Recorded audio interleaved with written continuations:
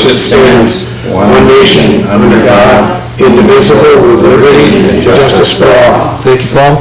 Welcome, everybody, to the Select Board meeting on the 7th, 2023. Agenda review. Florian's not here yet, is she? So I may come back to agenda review from my own perspective. Number 15, collaborative strokes, request for catering permit. I was instructed that Florian might be here, and if that happens, I'd like to move her up rather than have her sit all the way to the end of the meeting for something that will take probably 5 minutes. I'm okay with that. Okay? So for now, we'll just leave things where they are. If she comes in, we'll take care of that. Anything from anybody else that they see they want to do on the agenda?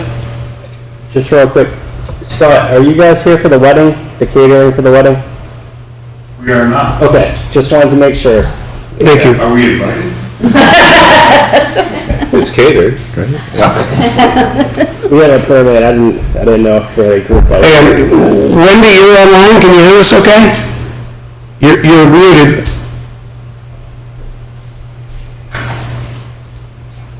Olivia, can you help? Oop, I see that. He's unmuted.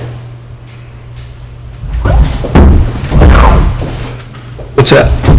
That's Dave. Yeah. Wendy, can you hear us? Wendy, we can't hear you. You are unmuted, but we can't hear you. Is there a reason for that here? Is this on? Yeah, that thing's... Yeah, it's blue. Yeah. I did a test call earlier and it was fine. It may be I on just got a her text end. message, that's her. She said I can hear you. Okay. She can hear us? Yeah, sure. She's fine. She's listening, I guess. Okay. Well, we just need to know if she wants to comment or something, so. And if she votes, we'll have to have some confirmation on her vote. She's saying she's figuring it out, but... Okay, thanks. I do have 2 phones, I can put Wendy on this phone. Well, let's hold on. I think...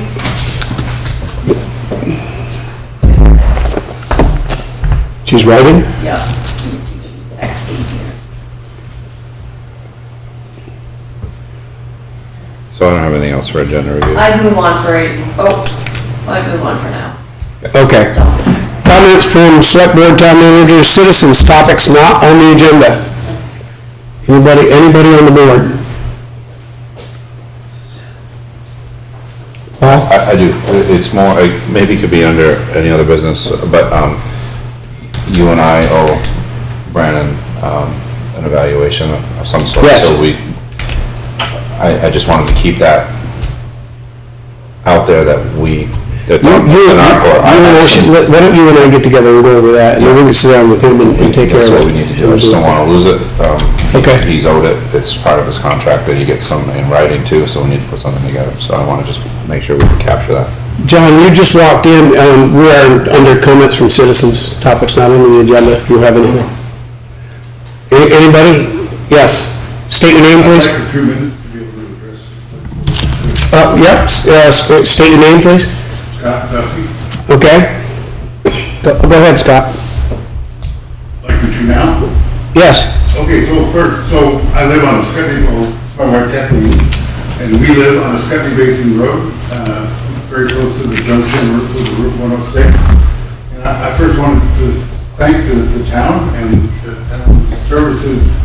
We were pretty significantly impacted during the flooding, and we were very appreciative of how quickly the town responded, both kind of keeping an eye on things while the flooding was going on. We saw the fire department and other folks checking on us, and then we did, the road was washed out, and that was pretty quickly addressed. And it was also good to see the towns of West Windsor and Weathersfield working together, because West Windsor came in from their side before our town crews could get to it and cleaned up their end as well. So we do appreciate that.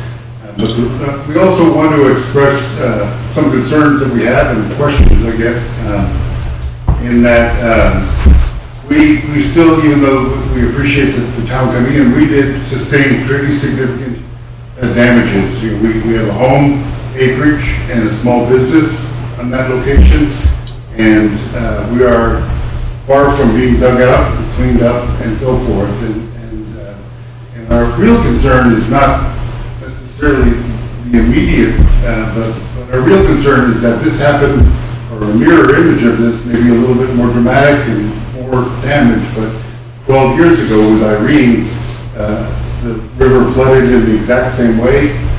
It created much more damage to the town's road there, and it created much more damage to our location. But so this is, in my memory, this is at least the third or the fourth time that this has happened in the time that I've lived in Weathersfield. And the root of our concern is that after Irene, there was significant discussion about what caused the damage in our immediate area and what steps could potentially be taken to mitigate any further damage.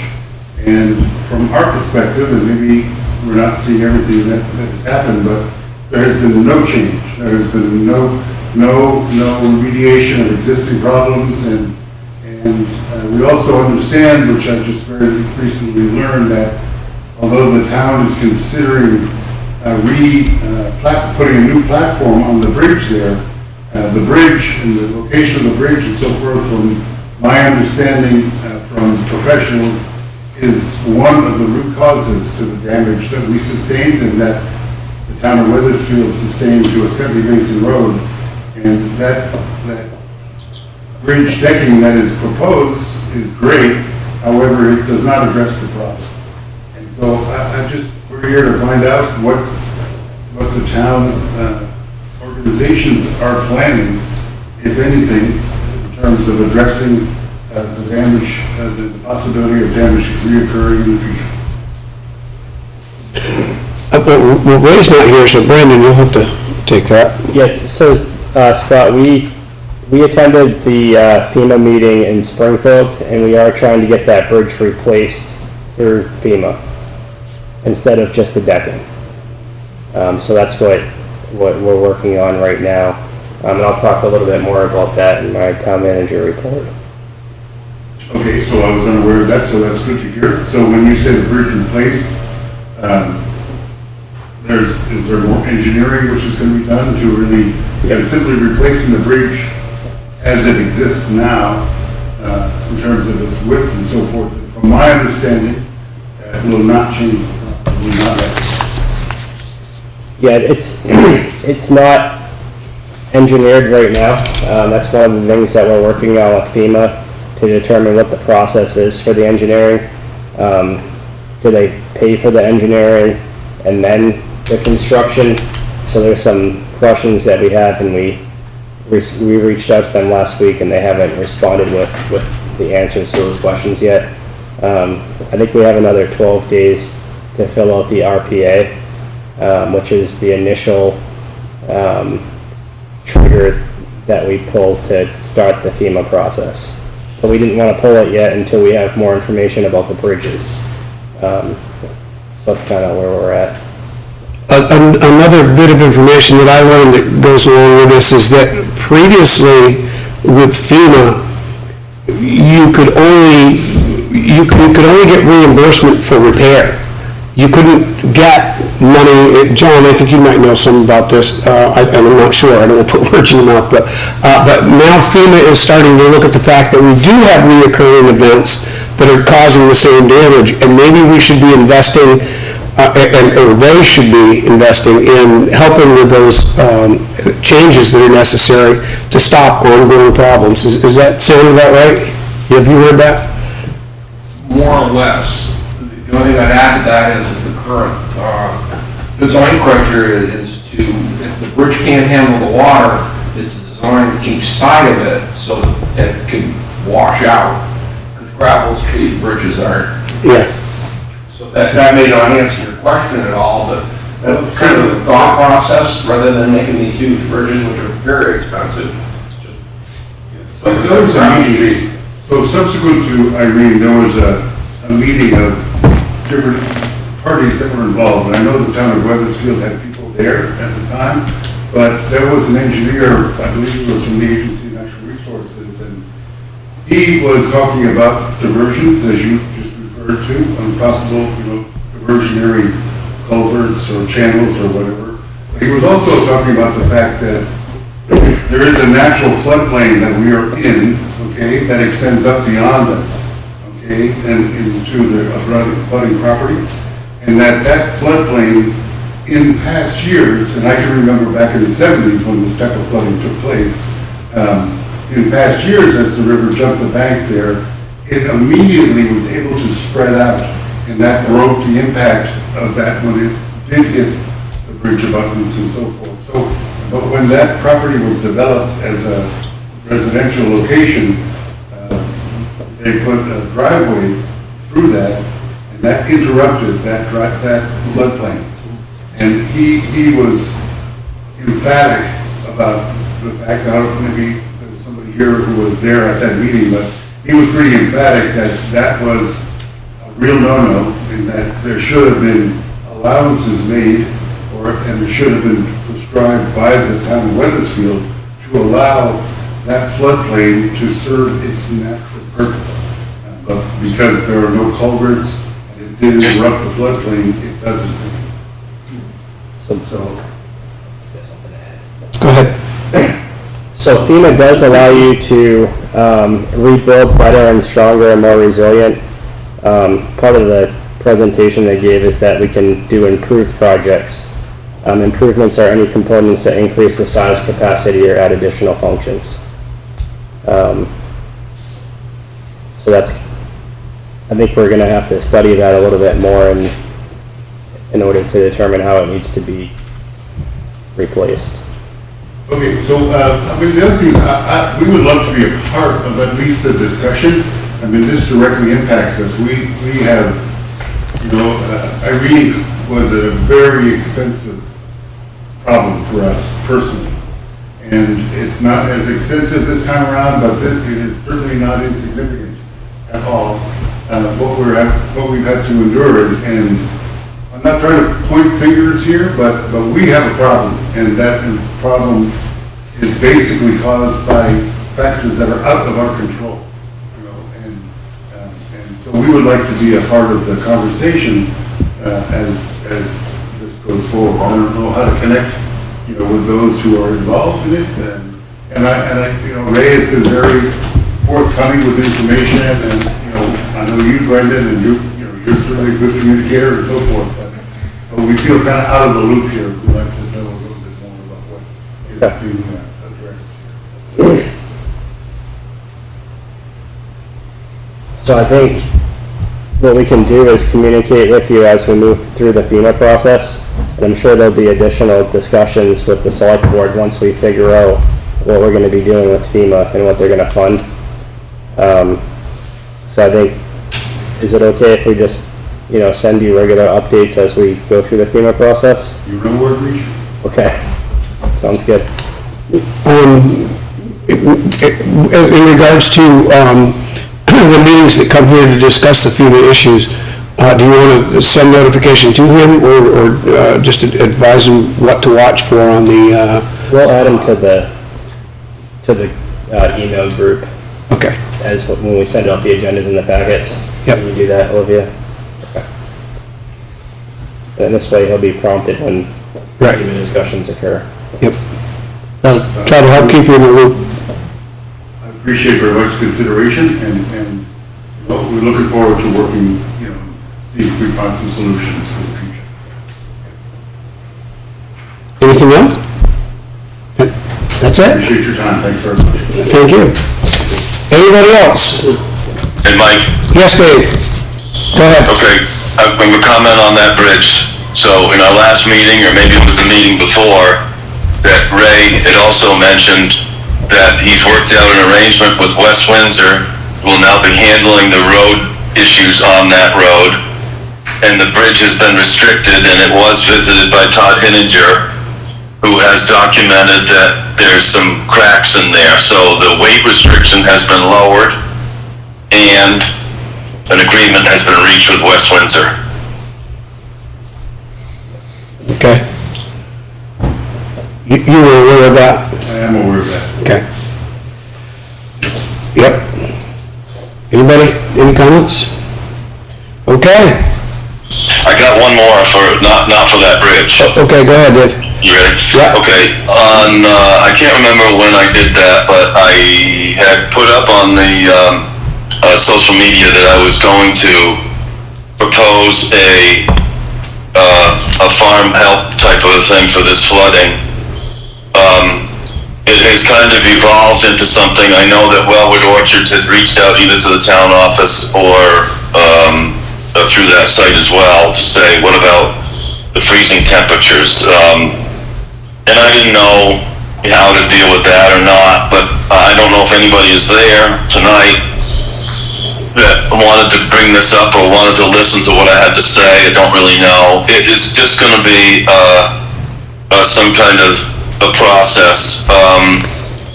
I was on the phone today with Farm Service Agency, and it's slow. The whole recovery thing is slow moving for farms. They don't exactly have the funding. I know that the state, I don't know if John's there, they just barely announced a $20 million infrastructure amount of money to be allocated, of which $1 million statewide would be eligible for farms. It's called BGAP.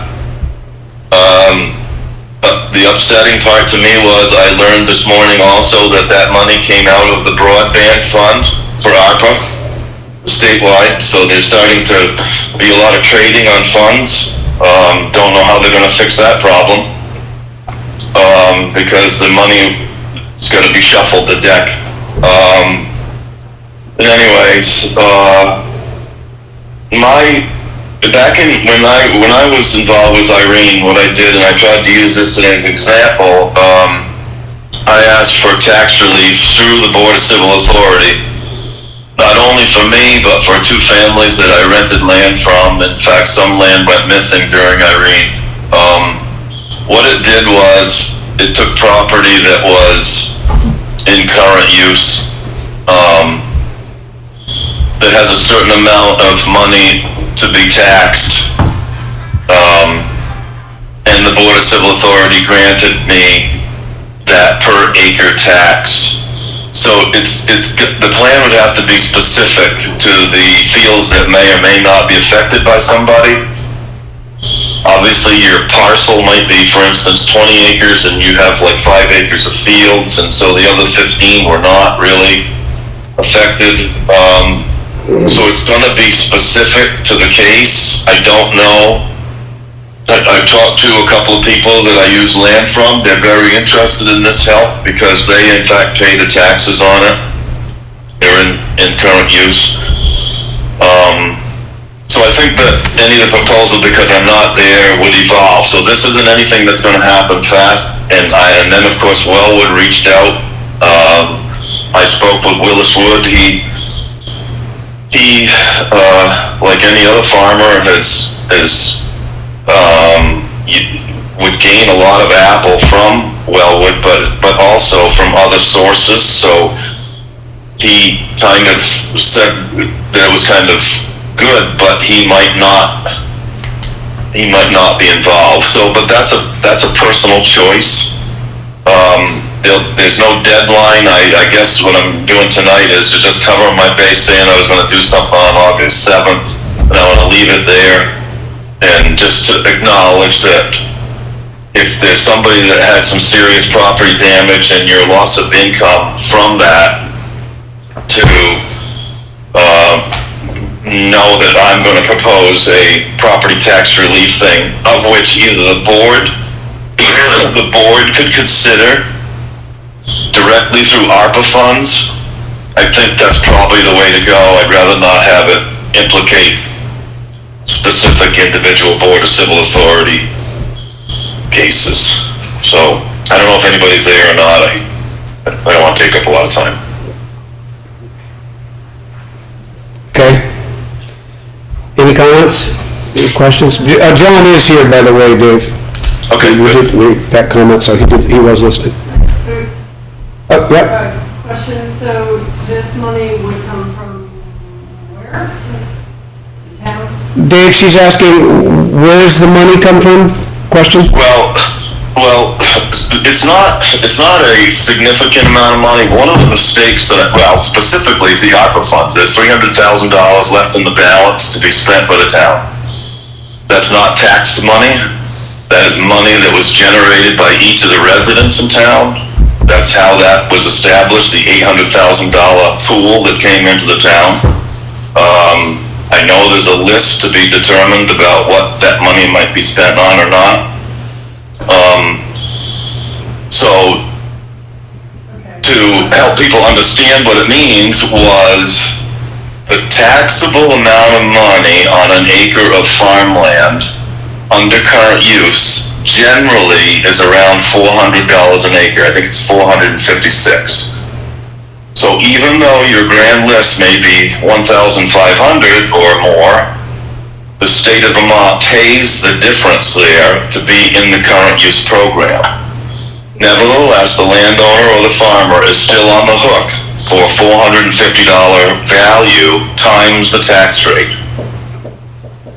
So, and then what you have to do is you have a map, which is what I did in 2011 in front of the BCA, about the affected fields that I had and the associated acreages.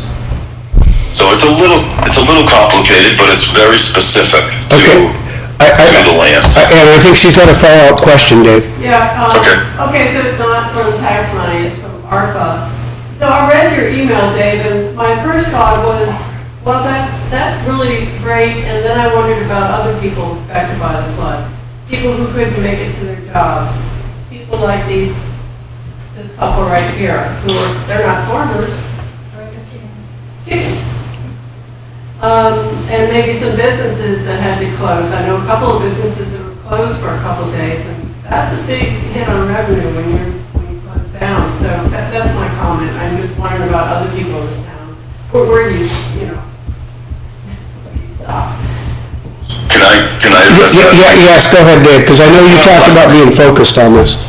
Yes, yes, and it's specifically to agriculture, there's a number of things, but I remember you saying, Mike, as well, nobody planned this flood to happen, obviously, and I'm really thankful that the board sat on some of this money, because from time to time, things happen.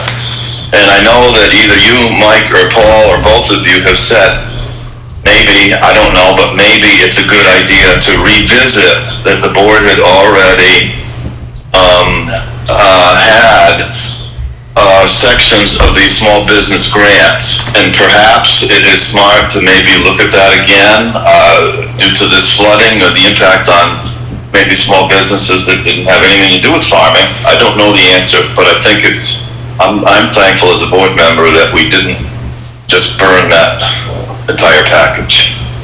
I agree. Does that answer your question, okay? So this is, as Dave said, this is, I think, a topic that's going to take a little time and to work through. Much more discussion to have. Dave, you're taking the reins on this, correct? Yeah, or I don't know, Brandon and I have talked about it, but so Wellwood came up, about the frost, and I don't have an easy answer for that, but apparently an issue has been raised about what about another business, maybe they had their road blocked, I don't know, I don't know. Some of those things are genuine, and maybe the board should think about that. It's certainly a business that's been affected by climate or weather, however you want to. Well, this flooding. Wellwood was the frost. Right. But it's still a climate issue, just like a flooding is a climate issue. So we do have to keep that, I think, in mind. You can't. I'd hate to exclude somebody that probably should be deserving of some help. Any other comments? Okay. Review minutes from previous meetings, 7/11/23 and 7/12/23. Your motion for 7/11/23. So moved. Any discussion on those minutes? They're pretty short.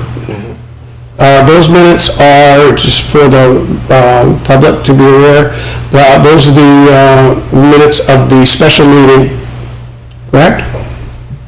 That was called to set the tax rate. That was the original special meeting to set the tax rate. Okay? No, everything's okay? Kelly, you're okay with everything, yeah? Okay? Did I hear a second to that motion? I'll second. Motion's been made and seconded. Any further discussion? Hearing none, all in favor signify by saying aye. Aye. Thank you, Dave. Wendy, too. Wendy, thank you. Because we're on phones and internet, we need to do roll call. Should do a roll call, yeah. It's unanimous, so I'm not sure. If it was different, I'd say roll We call. specifically heard each one. John, you got any input on that? We heard each one. Defer to the chair. I think being a unanimous vote, I'm going to declare that there isn't any difference. It's a unanimous vote Plus, it was clearly heard. of all members, They both said it. and it was clearly heard. So, those minutes carry. Motion for 7/12/23. I'll make that motion as well. I'll second. Motion's been made and seconded. This is the, Correction meeting. is this the correction meeting? Yes. Should be. Yes, this is the correction meeting for the Tax rate. tax rate. Motion's been made and seconded. Any further discussion? Those look okay to everyone? Hearing none, all those in favor of the motion signify by saying aye. Aye. Aye. Dave, Wendy? Yeah, go ahead. Yep. Yep, we're good. Okay. And the motion carries. Public hearing zoning bylaws, use tables and definitions. Ryan, excuse me, I'm sorry. Did you go to open that? To open the hearing? Yeah, public hearing. Well, yeah, we're gonna open the hearing, and he's gonna read Okay, the notice. thank you. Okay? Hey, Mike? Yes, Mike, I got Brian? a question. So Go ahead. on the website for the town, for the meeting here, it says that, the hearing is continued for the, Highway 95. yeah, that's the next one, Dave. Okay. The hearing for the zoning bylaws, if you go back to the original page where you open, under the government, select board, it's a separate packet for that, just for this, zoning bylaw hearing. Okay. So you didn't set a meeting time for the other one, just to continue it, or? Well, the other one, those are more or less minutes and conclusion, the findings of facts. The hearing for that's been closed, remember, on 95. So we're just a deliberative session on that tonight, Okay. okay? So for the hearing for the zoning bylaws, it is a separate packet. Okay, let's see, do I have the right one? Yes, I do. Go. Okay, you want me to read the recording form? Please, yes. Okay, this is the state laid out form that has a series of questions that need to be answered whenever a bylaw amendment is proposed. Ryan, Ryan, hold on. don't we need to read the warning first of the public hearing? We probably should, yeah. Read the warning for the hearing first. Do you have it in your packet? I do. I do. I'll read it. Notice of public hearing. In accordance with the provisions of 24 VSA, subsection 44.42 and 44.44, the select board for the town of Weathersfield, Vermont will hold a public hearing on Monday, August 7th, 2023 at 6:45 at Martin Memorial Hall at 5259 Route 5 in Ascutney, Vermont, to hear public comments on the following matter. Statement of purpose. Purpose of making the proposed amendments is to reorganize, clarify, and correct problems that have been identified in the current language. There are very few regulatory changes, and the overall intention is to provide a clear slate and preparation to move of a more thorough review. please see the reporting form available at the town office. Geographical area affected, all lands within the town of Weathersfield are affected by these amendments. Section headings is Article 2, zoning districts and district standards, and Article 7 is definitions. Additional information, persons wishing to be heard may do so in person, by representation by an agent, or may file written comments with the planning commission prior to the hearing or the select board. Information concerning this matter is available at the town Weathersfield office from 8 to 6 Mondays, 8 a.m. to 4:30 Tuesdays and Thursdays, and 8 a.m. to 12:30 p.m. on Fridays. 802-674-2626. Participation in the local proceeding is a prerequisite to the right to take any subsequent appeal. And then it just talks about remote attendance. I won't read that, it's just the phone number and stuff. And that's signed by the chair. It's signed by the chair, yes, sir. Thank you, Pat, for keeping me straight on that. Ryan, go ahead with the... Sorry, it was a little, I was trying to read it here. Okay, this report is in 24 VSA 4441C, which states, when considering an amendment to a bylaw, the planning commission shall prepare and approve a written report on the proposal. A single report may be prepared so as to satisfy the requirement of this subsection concerning bylaw amendments in subsection 4384C of this title concerning plan amendments. The report shall provide a brief explanation of the proposed bylaw amendment or repeal and include a statement of purpose as required for notice under 4444 of this title. So, that explanation is, an amendment to the Weathersfield zoning bylaws is proposed by the Weathersfield Planning Commission. The proposal is to amend Article 2, zoning districts and district standards. The purpose of making the proposed amendments is to reorganize, clarify, and correct problems that have been identified in the current language. There are very few regulatory changes, and overall the intention is to provide a clean slate in preparation for a more thorough review. Substantial amendments to the bylaws have been made in the past, but the zoning districts and district standards section was not updated to reflect those changes. Further, terminology within the tables for various districts are incongruent, and these have been corrected in the proposed amendment. An amendment to Article 7 definitions is also proposed, which correlates with the changes in Article 2. All undefined uses listed in Article 2 have been given a definition. Definitions that correspond to specific sections within the bylaws have been given that section's reference number. In some cases, the language of the definition has been redacted and the reference number provided to resolve conflicts and redundancies.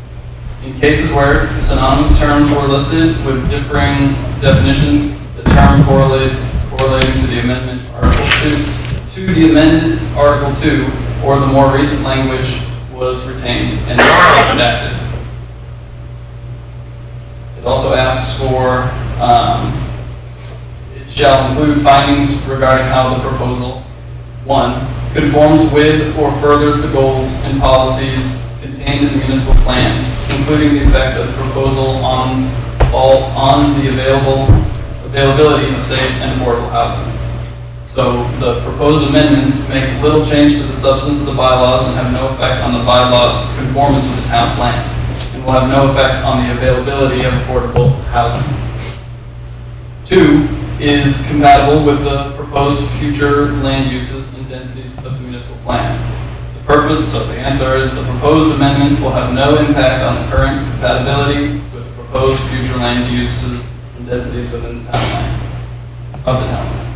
3, carries out as applicable any specific proposals for any planned community facilities. The proposed amendments have no applicability to any specific proposals for any planned community facilities. And then there's a second page that talks about the hearing process. Everybody okay on that? Do we need to hear that? I got a question, Mike. Go ahead.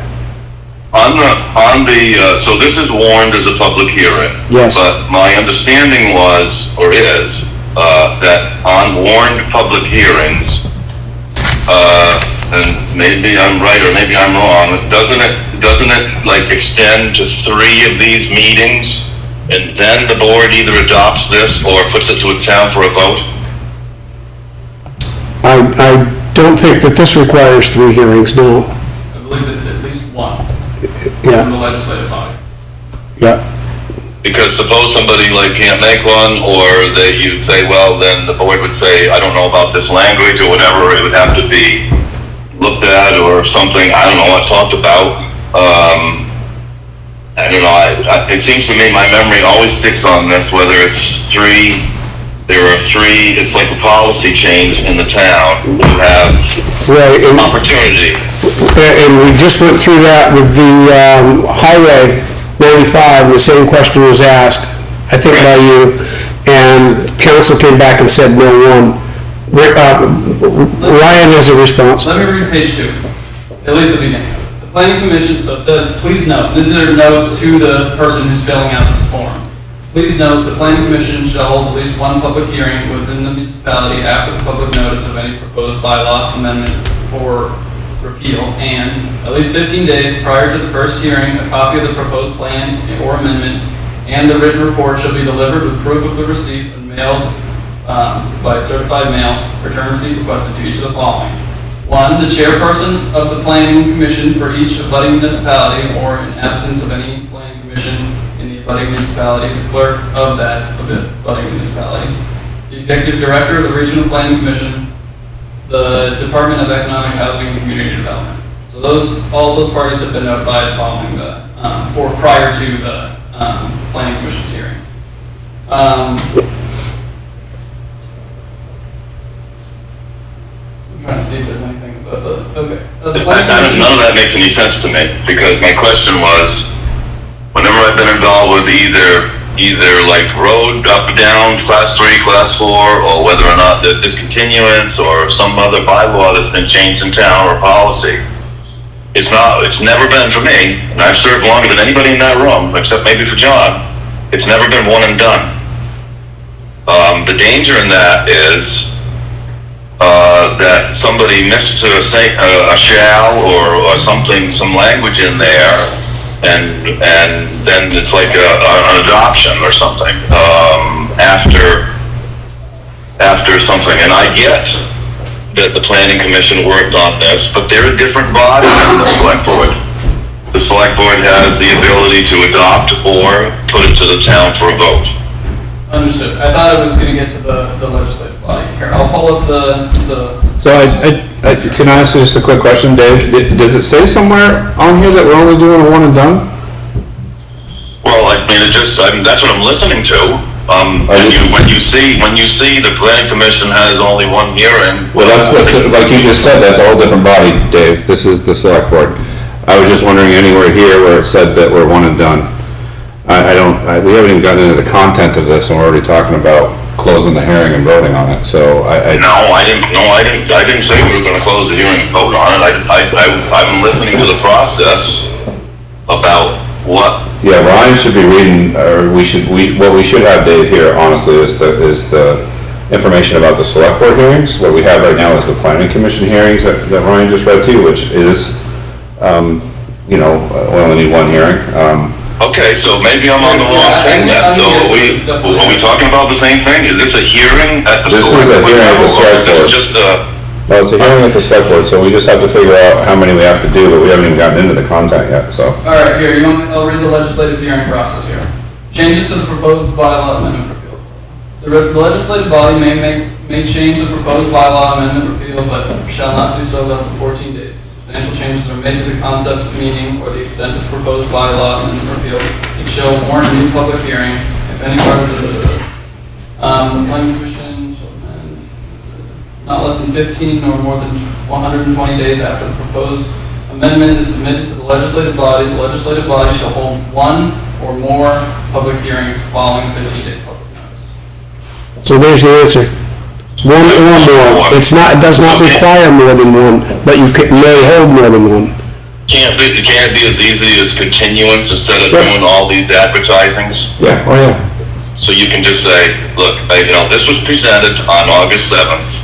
Yes. And you Yeah. can continue it to August 17th, at which time if you hear none, if you don't hear any comments, then that's a really safe thing to do, that's all I'm trying to say. And I agree completely and understand fully. You know, that, I mean, it's easy, so we don't have to advertise, pay all the money, do all these notices. We already did. We did it at the planning commission and we've done it for this board as well. But you don't have to do, you wouldn't have to close and open another one and rewarn it. Right. Is what you're saying. And yes, I understand that. No, you don't. According to the statute, one or more. But I think the or more becomes, part of the language where if the select board makes substantial changes, then it has to go back to the planning commission for their review, and then we have to rewarn our hearing and start over after it comes back to us. I think that's what they're talking about. And that becomes subjective, who says it's minor, who says it's major. That's correct, that's correct. And then there are other times in the town when there are policies and things that actually, the wording in the state statute does require 3 readings, 3 separate readings. Yes. Yes. Those are typically policies. Yes, So, yes. Okay, with that, we are in a public hearing. Are there any questions, or is there any testimony? Who here would like to participate in the hearing? That would be the first thing. Anybody that's going to testify has to take an oath. So is anybody here going to speak? Okay, so all of you, anybody that wants to speak to the hearing on the zoning bylaws, you affirm that any testimony you give here today is the truth under the pains of penalty and perjury, so help you God. I do. Okay, so I need their names all recorded. We need to know who those, I know it's Joe, John, Ryan, and Beth. I think that was it, and Brandon. Okay. Very good. All right, so let's get started. Who wants to go first? Anybody? Ryan. Okay, so what's been proposed is basically, so to provide a little bit more background, when I started working in this position at the end of 2021, the first thing to have figured out was what have been the bylaws that have been adopted in the past, and to update the bylaws document to include those changes. And so there were 2 specific hearings where a series of changes were adopted by the select board. And the changes didn't include amendments to the use tables. So certain bylaws, for example, the home-based business bylaw, there was changes to the way that was structured, and the bylaw itself was adopted, but the use table never changed in terms of the terminology and the way that they have home occupation designated separate from home-based business level 1 and level 2. So a series of changes or conversations about changes began, and as the administrator, I needed to get the use tables and the definitions specifically caught up to what we have currently in effect. And then from there, we can move forward with conversations about lot sizes and whatever else the board is interested in discussion. So what's proposed tonight is basically a phase 1 of the bylaw, of the use table changes. There might not even be a phase 2. This is basically just to catch up with the changes that have been made in the past. So we can go through that however anyone would like. The only part that I would like to add to that is for everybody to consider what Ryan just said, that this is an update to use tables, which is similar to a set of table of contents, if you will. So the discussion tonight is not so much about the zoning, a particular zoning bylaw and what it may do. That's not really on the table. If that's been adopted already, it's already done. And that's not what we're talking about. We're just talking about the use table pointing correctly to it and making references also within the other districts as to how that bylaw may fit in different districts, because it may be in different places in different districts. And that was some of the I'm not sure I can say that word. Yes, that one. That existed between villages and residential areas, the C10 areas, etc. And some of the definitions didn't match. Yes, and some definitions, and some needed to be added for clarity. Absolutely. That's really where any regulatory impact is where definitions have been clarified or added. Correct. So, with that, again, now I'll go back to the floor. Any other comments? Beth, you, I think, had your hand up. Did you? Well, I thought you did. At some point? Well, no, I painfully, the last year I painfully attended every one of the planning commission meetings, and I have to agree with my Todd, surprisingly. It really is just. Put that in the minutes, please. And Ryan did a great job. He just reorganized it, got the definitions to match, got the numbers to match. It was easier work, and he did a really good job. Thank you, Bob. Joe? I'd like to just kind of go off what Beth was saying too. It was quite the process getting everything brought together so you can actually look at a document and know exactly where to go in it.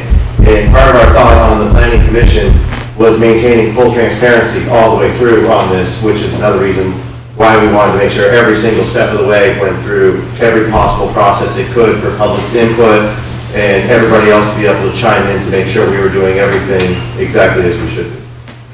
Yep. John? This is just a comment, it's not a criticism.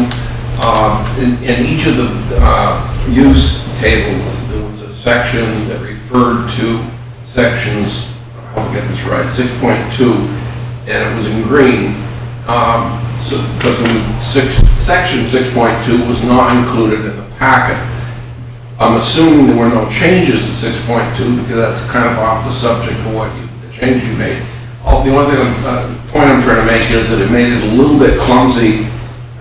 If you really wanted to know what 6.2 was, you had to go to another document, which wasn't in the packet, that's all. 6.2 used to be the home industry bylaw, didn't it? It used to be. So the 6.2 section now is exemptions, and so what happened was, instead of listing the exemptions in the use table, because there was 4 listed, but there's probably 15 exempt uses, so rather than have some in here and some in the exempt section, it just says, so the change that was made is for land uses that are exempt from the zoning permit requirement, see section 6.22, and that's where it lists exempt uses. I understand what it did, it just meant I would have had to go to another document somewhere else to see what it said. Yes, so no changes have been made to what uses are exempt.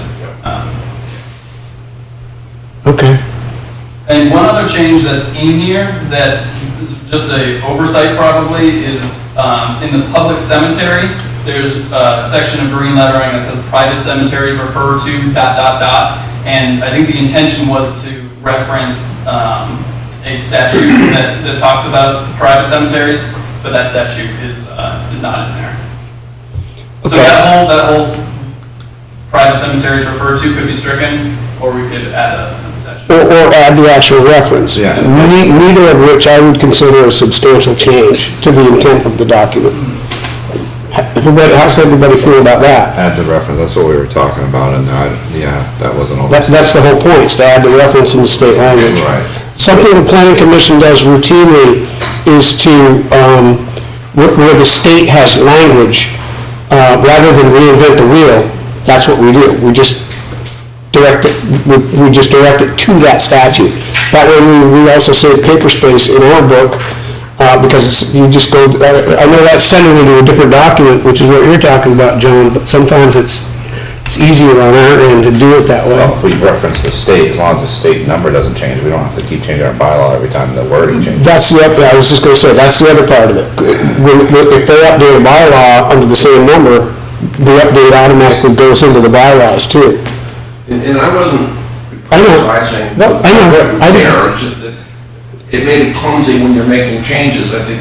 Yeah, to go through. I appreciate it just a little more thorough. Yeah, I'm sorry we missed that. We'll make sure because we're not done with all this stuff. After this, we're You're back never to done with that stuff. No, we never are. It's a living document. It's forever changing. So, Hey, Mike, yes, Dave, go. did you, somebody just gave a reference to like a private cemetery, right? Somebody just say that? Well, Ryan was talking about a section in the use tables that it references private cemeteries. And then it says ... and it's, the language that's supposed to be there is from state statute, and the directions to that statute weren't included. That's what I was just talking about. Was just making the change to get that, make sure that gets put in before we do the final document. What would happen if somebody wanted to open a new public cemetery? There's a lot of money in people dying. You don't know how that would work. I do not. I'm sorry. Application and probably have conditional use on that. Yeah. So, Well, everybody's just dying to get in there. I would have to say that at this point, discussing something like that would be discussing a bylaw, whether it exists or doesn't exist, or whether it should be changed, and that's really not germane to the, to this. But somebody just raised the issue of private cemetery, so I just said, okay, I'm just sitting here listening. Yep. I said, okay, what about public? I don't know. I think that's covered in the use tables already anyway, isn't it? Yeah, the private cemetery is just a parentheses that follows the public cemetery, use. It's listed public cemetery, and so people understand the difference. It refers private cemeteries to somewhere else where it's regulated by the state. Is there I have one more question. Yes, go. Is there well, I remember when you were trying to organize this to get it off the ground, and it's been a long time coming to get there. I mean, you mentioned, I think you've mentioned it to Brandon before, and I don't know if you said to Ryan, but I walked out in the barn here, so I'm away from my computer at the moment, but when I started looking at the document that you referred me to, which is the public hearing, it is an enormous amount of trees. It is the entire language or whatever, and I thought, did you ask, or is there a connection to what really is, when at the very beginning, when this thing first opened up, it said, there are a few minor changes. Are those few minor changes documented on one sheet, one cover sheet that we all get to look at? We didn't do that with these. Section. The only changes that have any regulatory implication is the definitions. So where things like campground didn't have a definition, we provided a definition. So now that has some bearing on how a campground is interpreted. Okay, that's good. So, but there's no sheet that says that. One notice that I used, what I saw one, and I just glanced at this like, I don't know, a week or two ago when I started looking, because it raised my eyebrows a little bit. You know that we're undergoing a septic study for the villages, and all of a sudden, now located under the definition of C10 zones, happens to be permitted uses, municipal septic systems. So I guess what I'm looking for is a cover sheet that says, that's a change in C10. Isn't that? And it's listed. Isn't that great, something in green? I don't know, it's listed, but I'm just saying, instead of scrolling down through all these, like it looked like even the mouse on the right side, you had to go through I don't even know how long this document is. So to answer your question directly, no, there's not one sheet that you can look at, just one sheet. No. We do not have that, and I don't even know if we could put everything on one sheet. Unless, we probably could if we made the type really small. Well, but it did say up on the top, it said there were a few minor changes. Sure, so it's a definition of who says what's minor. To me, for the time that we've spent on this is minor. To you, just looking at it out of the blue, that's not minor. Yeah. I've not seen the municipal septic. Yeah, what are you seeing there, Dave? C10. I don't know, I don't have it right up in front of me right now, but I saw I'm looking at C10 and I'm not seeing it. So, okay. me either, but. So that's what I'm saying with the use tables, nothing in there is a new regulatory change. If something's in there that's green, so so that it's been updated. That's something that's already in effect, and it's just being clarified in the use tables. Yeah, yeah. There are no uses. What does that mean, that it was already there and I missed it? Yeah, it was there, it might have been there and it got moved. It might have been under a different category and it got moved. Older bylaw set that was incorrect.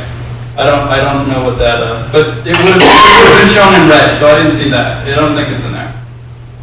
Okay, I mean, but and that's fair enough. You're telling me that it was already there and it's nothing new and it just got moved to, I don't know, to a different use table. Yeah, a different area of the table, correct. Okay. And I'm reading down through, I'm looking for what you're talking about. C10, yeah. In C10, and I'm not seeing it in here at all. Okay. I thought I did.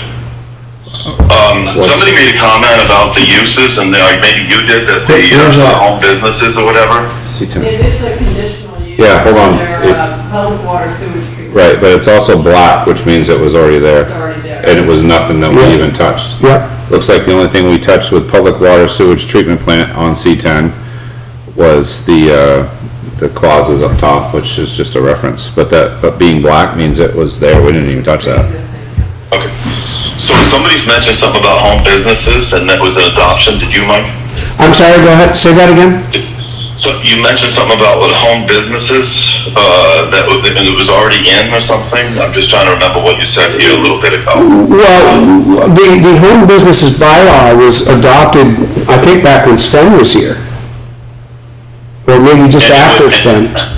And you didn't change anything of that? And I think that was the point, that I think it stayed in the use tables until now as home industry.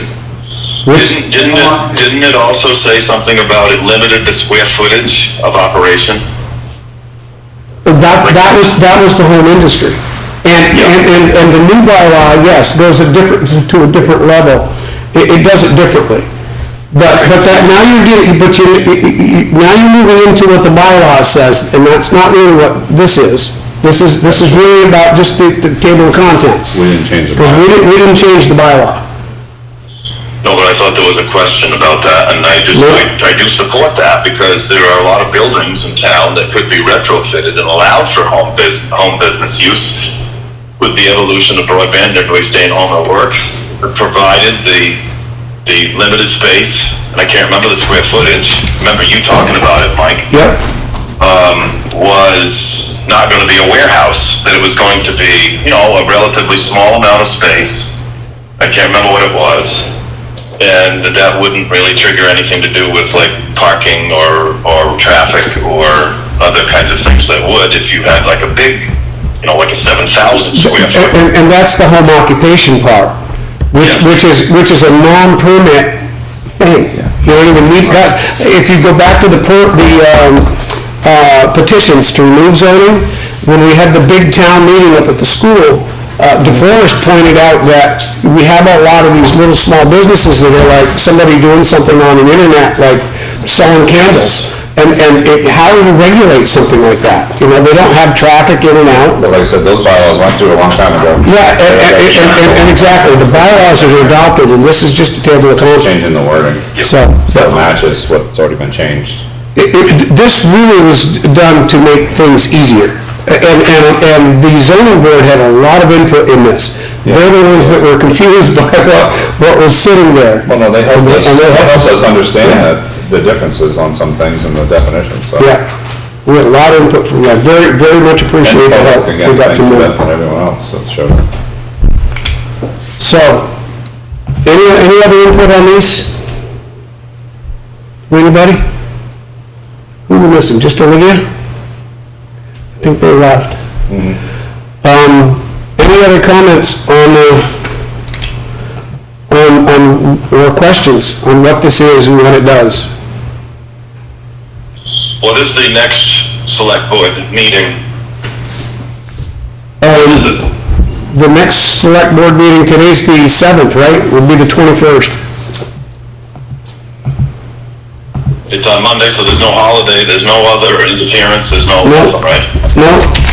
I'm But, putting a motion on the table to continue the hearing for final decision on 8/21, or either a decision by the select board, either to adopt or to put it, to follow a process, to adopt it, or to, that'll allow 2 weeks for other comment for people that may have not had opportunity, and that will put closure on it. And I'll second that, I'm okay with that, and just the continuation will be at 6:30. We have to have a time specific and, Yep. and date, so, Yep, I'm good. yeah, and I'll second that, I'm okay with that. Motion's been made and seconded. Any further discussion? Hearing none, all in favor of the motion signify by saying aye. Aye. Wendy? Wendy, can you hear us? Aye. Aye, there she is. Thank you. And again, it is unanimous. Yeah. So 6:30 on the next meeting. Yep. And And you can, the hearing is, the hearing is continued. If there's nobody here, then we'll have a motion and, you'll pull us out of hearing and we can make a Yep. motion one way or the other. yep. Thank you, Will do. Dave. Thank you, Dave. Yep.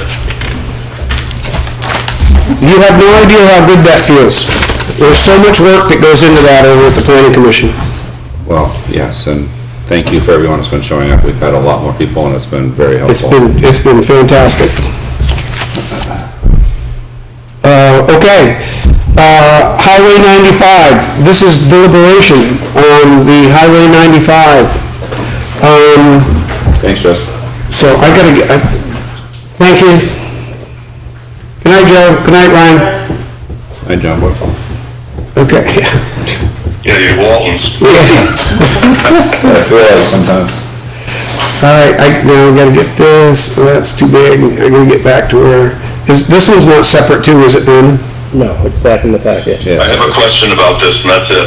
Okay. One question. Go ahead, Dave. Well, the hearing is closed, so we can't Yes. take any other, That is correct. make any other opinion That- anyway. That is correct. So maybe my question's all set.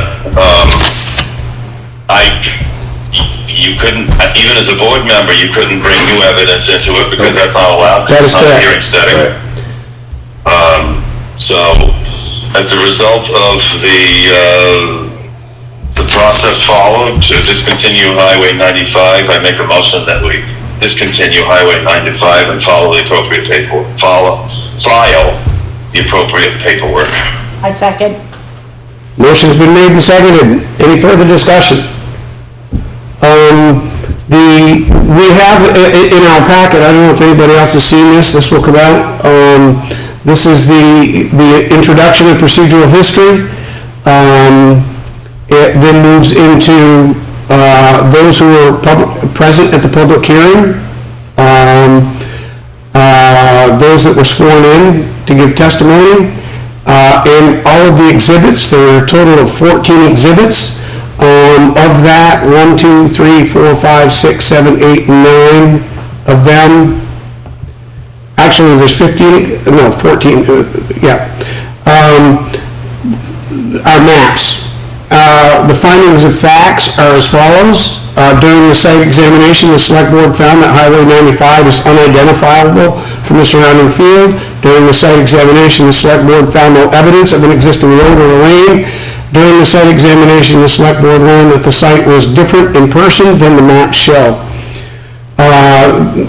The aim of the select board, conclusions of law, the aim of the select board in this matter was to receive a request to discontinue the road, appoint a date and time for site examination, public hearing.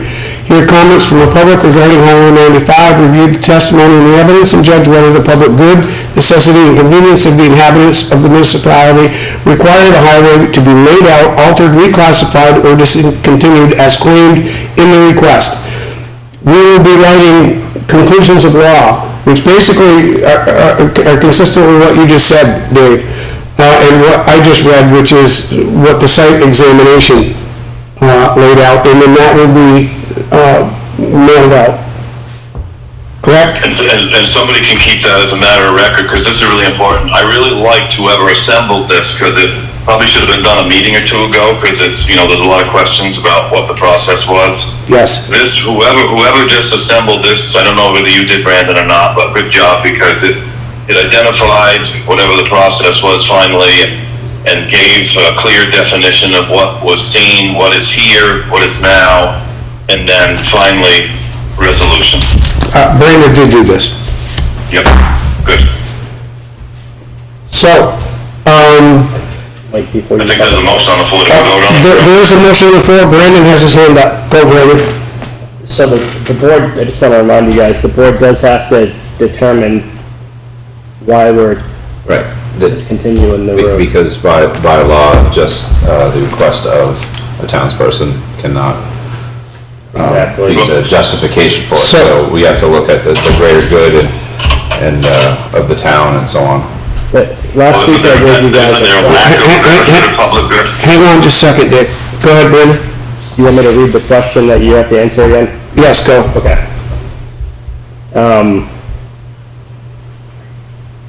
The select board's decision is to determine that the discontinuance is required for the public good, necessity, and convenience of the inhabitants of the municipality per section 710.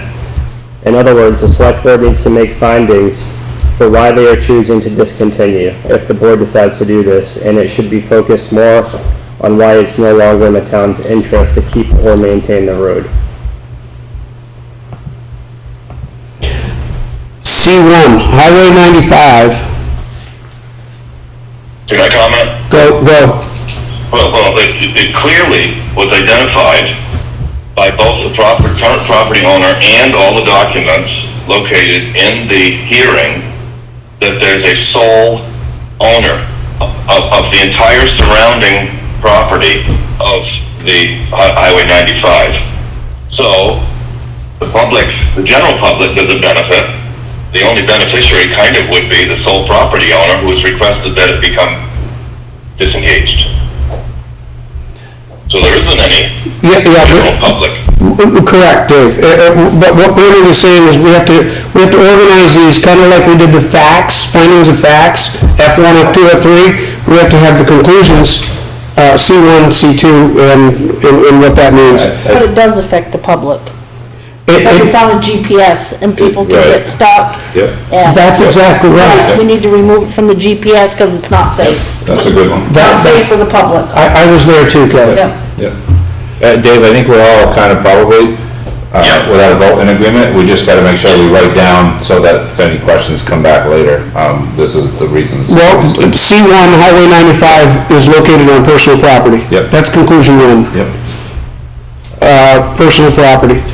Conclusion 2, Highway 95 does not serve the town right, in any way. yeah. And C3 would be to promote safety. Non-residents are getting lost in Someone's safe. in areas that you can't, Yeah. there's no egress. You get out there and you're done, you're stuck. So, I'm not sure how to word that, but that would be the point for C3, I mean, which is addressing the safety issue Kelly was bringing up. And I think the other one would be the fact that the town, if it stayed, the town has to do some work to something we don't know and put the money in, we can't do that. I don't even want to talk about if it stayed. There's nothing there. No, that's what I'm getting at. I don't want it to stay either. What I'm getting at is it would be a substantial cost to the town and its residents to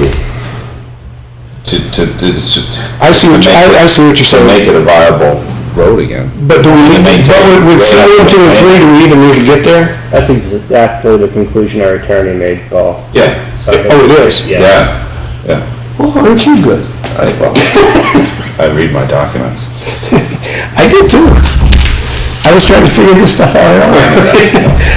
Brandon, can you read that back? So we just need 1 and 2 then. Highway 95 is located on personal property, and 2 would be what you're talking about now. Yeah, and if the road's not discontinued. if the road is not discontinued, there would be a substantial cost to residents without any benefit. Without any of that. Without any benefit. Perfect. Maintain. Did you hear that, Dave? Yeah, is there a document to sign tonight? Yes, I signed it. Okay. Yeah. Only the chair signs it. And we'll have to have a motion, after we do this, we'll have to have a motion to authorize me to do that. I already talked to Brandon about that. Well, yeah, so that's where I was going. Yeah. We're all in agreement, and so the motion's on the table to discontinue 95. Yep, And I'd that, amend the motion, if you didn't have the paperwork ready, I'd say I'd amend the motion to allow the chair to sign at the completion of the document. Which is what you'll need to do, because I need to Don't know if you get it done populate yet tonight or not. conclusions. yeah, he did not populate the conclusion, so yeah, we do have to kind of wait for that. So if you want to make that motion that way, Going I do. just to amend the motion. you're amending the motion, Dave? Yes. Second? Second. Okay?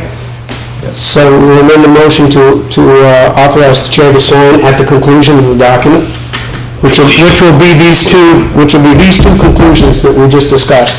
It's on private land, and that it will be a substantial cost to the taxpayers to continue to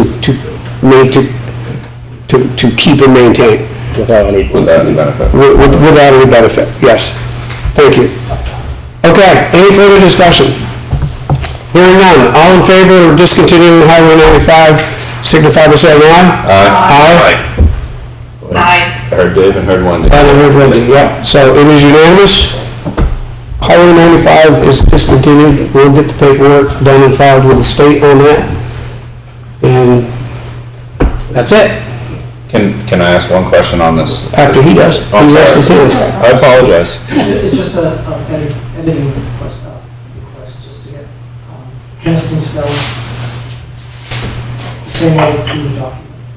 Okay, I'm sorry, is there two N's and one N? There's only one end. So there's actually technically two ends, but only one end in the middle. But in some places it's two N's and some places it's one N. Okay, I'm sorry. I'll make those It's not a changes. big deal. It's just, Okay. I thought it'd be easy. Yeah. No problem. I don't know how this process works. I don't necessarily trust the state that they will then take care of any mapping or anything. I didn't know if there was a way that we could, after this is finalized and done and filed with the state, that we can send something to these mapping places and say, hey, listen, this is not here, please remove this from our... Yeah, I think what we'll do is send it to the mapping companies that are known. You can only start with a few that you know. This is a class 4 road. Did it show up on our, it shows up on our highway map, so it has to come off of there and we have to notify the state. Beth? Anybody can do it, I've done it on Google Maps. You just log in with your email and we did it for East Camp Road. Okay. We took it off because people were trying to go around and over there. Did Google start calling you a lot after that? No, No? Okay. no, it disappeared. And I also did it for the, I don't want to bring up a sore subject because it's a road and I wanted to stay a road, but I got rid of it from the Crown Point Road because people were trying to drive down Crown Point Road. Yeah. Property. Yeah. Maybe I should do that for our driveway. Okay. More packages come to it. The hearing obviously was closed previously. Decision has been made. Thank you. Thank you, everybody. And Brandon, let me know when that document's ready and we'll come in and sign that. Yeah, and we'll be sending that your way too in the mail. You're required to get a copy by law, so you'll receive one. Yeah, and just make sure the board sees a final copy too, if Yeah, you of would. course.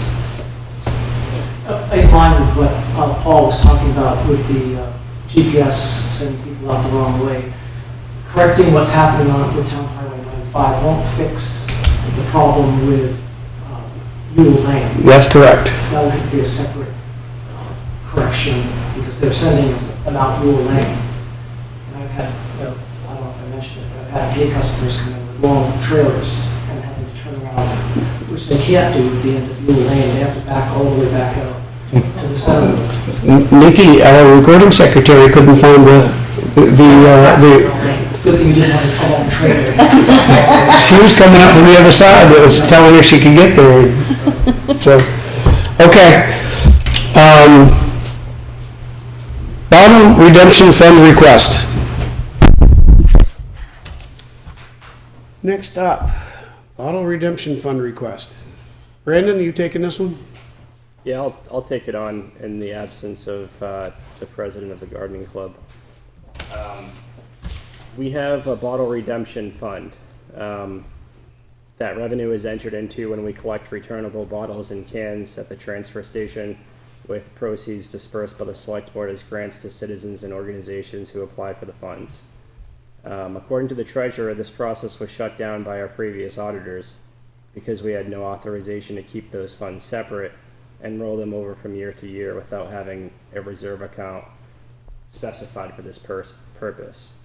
What I've been told is that a reserve fund wouldn't be established because there wouldn't be enough money to go into it.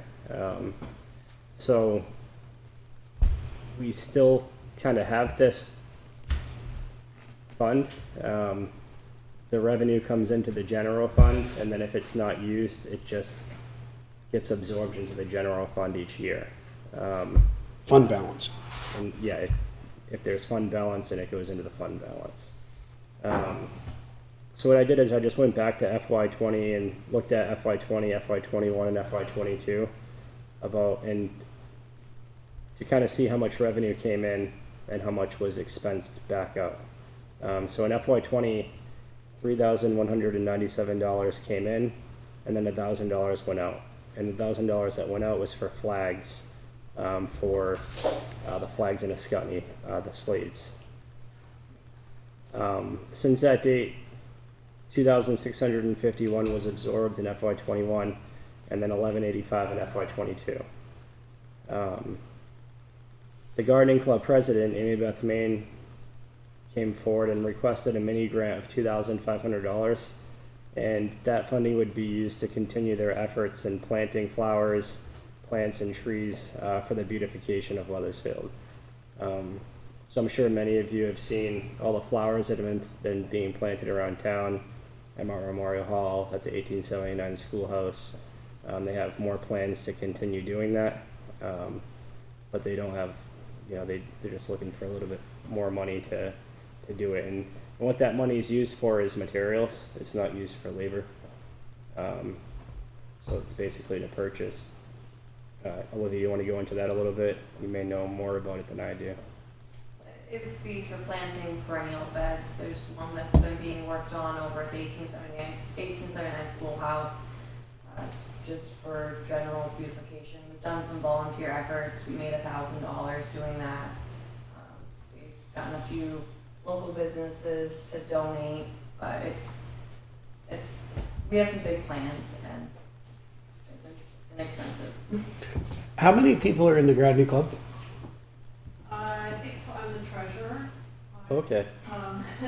Thank you. You're welcome.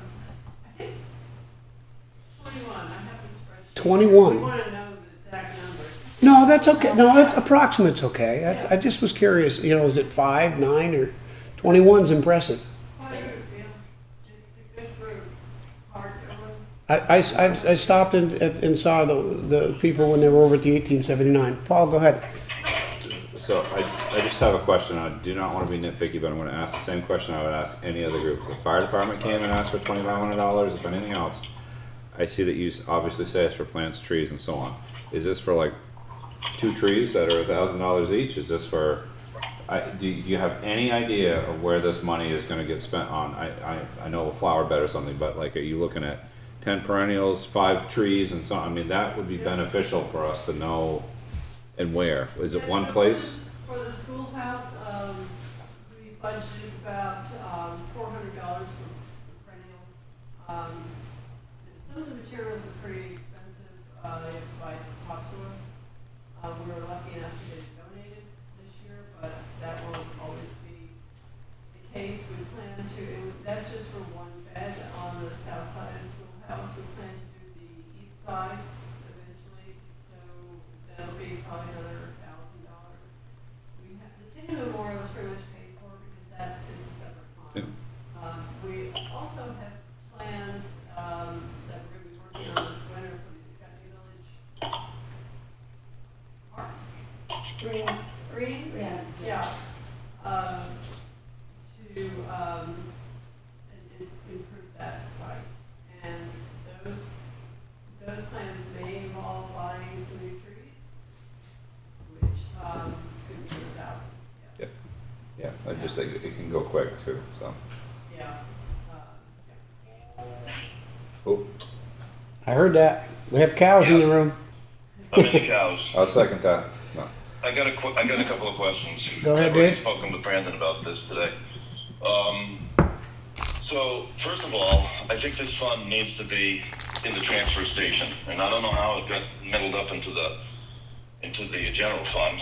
And the reason why is it's revenue that is borne by the transfer station. So procedurally, in the books or whatever, it really needs to stay there. I don't know how it gets tumbled into the general fund, but in the past, I know when we've had announcements here about dispersing funds, there's been a little bit more advance notice, because we are in partnership with Brownsville and Reading about disbursements. It's also gone to nonprofits, and I'm sure that the Garden Club is a nonprofit.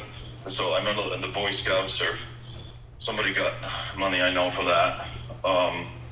So I equated it to what we're doing with steel or batteries over at the transfer station. The town manager told us 6 months ago or so that we were running a deficit of $7,000 to $8,000 over there.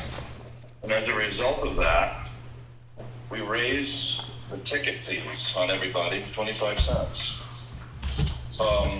I didn't really know at the time that we had 7,000 or 8,000 in a surplus account somewhere that generated income from the transfer station.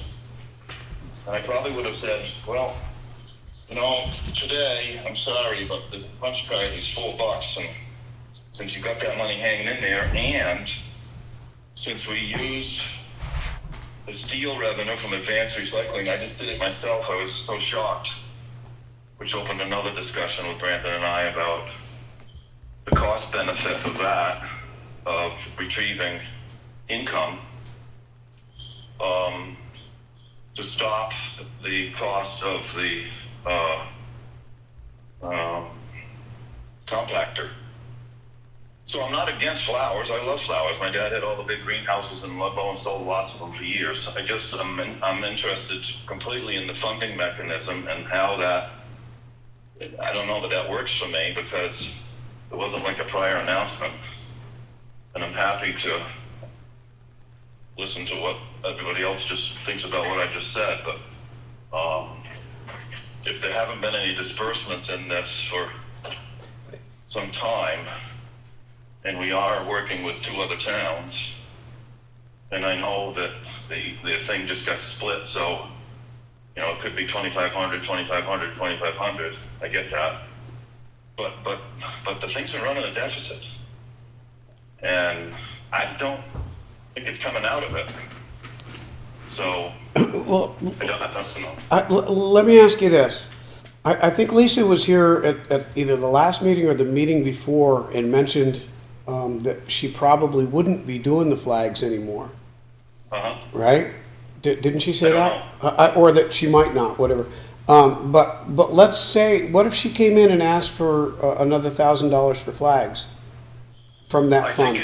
For me, it's mixing a really hard subject, because I would say that I would be listening, and maybe this is splitting hairs, but I don't think so.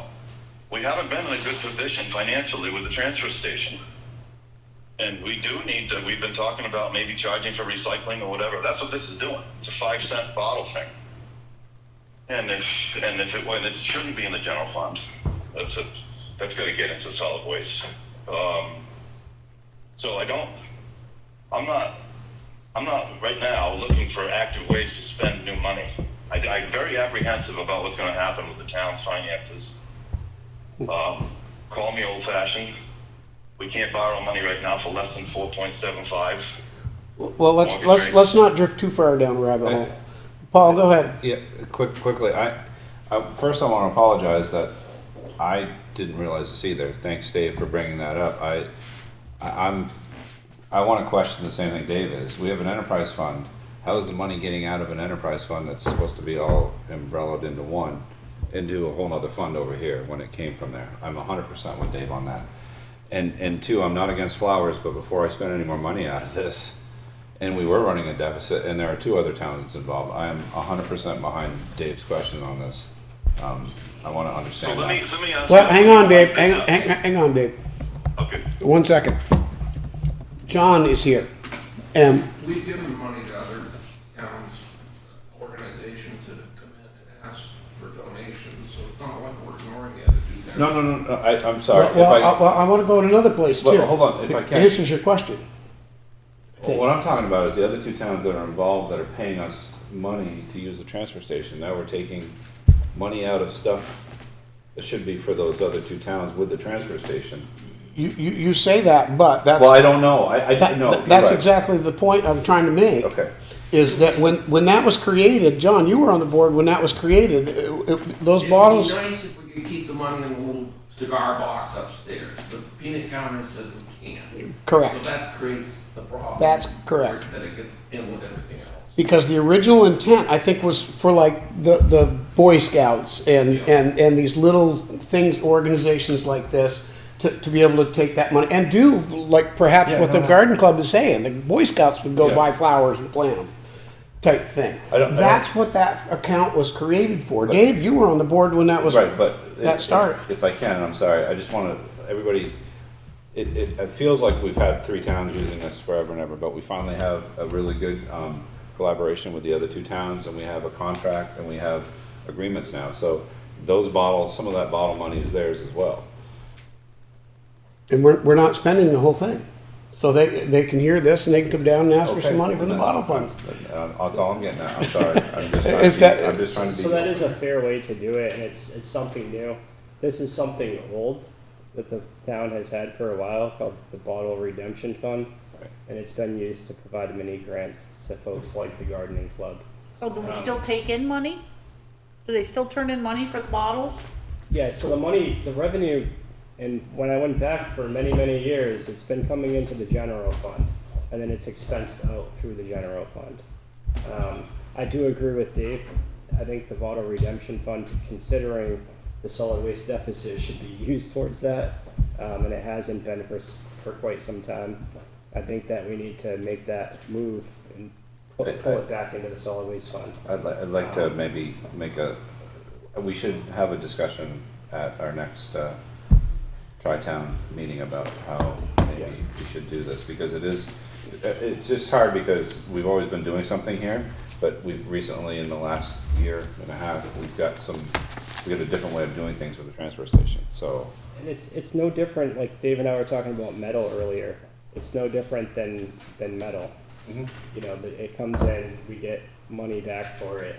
And I think, you know, the solid waste fund right now has a cumulative deficit for several years that we're trying to chip away at. Which was Dave's point. Yeah, that's my whole point. No, you have a source of income that. Yeah, absolutely, Dave. Yeah, I mean, without going to the compactor, we don't want the compactor. I don't know. On a side note, that doesn't help the gardening club. Because I'm not opposed to flowers and the beautification either, so I'm certainly not opposed to supporting the efforts of 21 people that want to work for the town. Not at all, so how John. do we do that? I go to the transfer station every couple of weeks or so. Where are the containers for the redemption? I haven't seen them for ages. They separate them out. Yeah, they separate them out by hand. The guys separate them out. Are they inside the burn? So we're getting labor involved. The way it was originally set up was somebody wanted to leave their 5 centers somewhere, and somebody else came and picked them up. They got a few cents out of it, and then the remainder went into a pot. So the whole concept has changed. Yes, it has. I wasn't aware that the guys were we were spending labor. Right, we have a zero source. I know in Cavendish that they have a shed. People stuff their stuff in there. The fire department explorers, which are the young fellows, go over, take them to the redemption center, and that's how they fund that one organization. But if we can't get back to the original concept where we didn't touch them, I wasn't aware that's what's taking place. And not only that, me either. The bill that right now is been vetoed, but probably will get overridden because most of them already have. There's going to be a lot more. Wine bottles are going to have a nickel on them, so water bottles are going to have a nickel on them, so it's going to be a lot more volume. We could be making all kinds of money over there if we don't. Hang on, Barb had her hand up. Back in the day, back when I used to work at the transfer station. Now, come on, I wasn't even born. We used to have a blue barrel that had a garbage bag in it. Yeah. And the returnable cans and bottles were put in there. And, what was the guy's name? Some radical. No, it was right out on Little Scotty Road. His wife used to take a drive to the post office. Anyway, she passed away, but, he would take and come and collect them and then bring the money back, and it would go to the, whoever wanted to do it with them, if it was the Boy Scouts, whether it was the fire departments, Right. whoever would get that money. It went to Okay. nonprofit. What I'm starting to gather here, though, is the consensus, and I'm not sure, I haven't heard from Kelly or Wendy, but it seems like the consensus for the board might be going to the fact that this money needs to stay in the, even your recommendation is that it needs to stay in the solid waste fund. Yeah, I think my recommendation would be to move the bottle redemption revenue to the general, to the solid waste fund effective tomorrow, and then deal with this request under a different funding mechanism. And that's gonna be on your shoulders to figure out in concert with these, the garden club. Yeah, and we do have we do have a parks, a town parks account in the general fund. So I don't mind direct purchasing like topsoil or flowers. So why don't you bring back a As long as proposal it's for us? budgeted and the projections work out to a zero at the end of the year. Okay, Do you need a motion That for sound- that? Can I ask a question? go ahead, Dave. Sorry. How much is in the Parks and Recreation Fund? 20 something thousand. 20,000, Dave. Yeah. Yeah.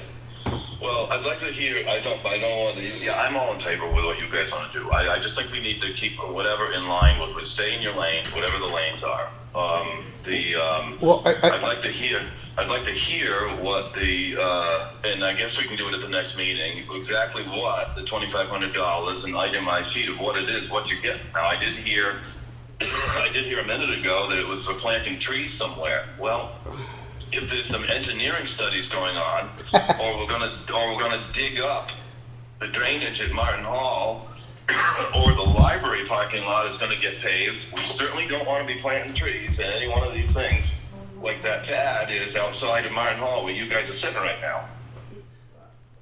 Beth, you want to comment to that? We were talking about Martin Hall, so, yeah. Yeah.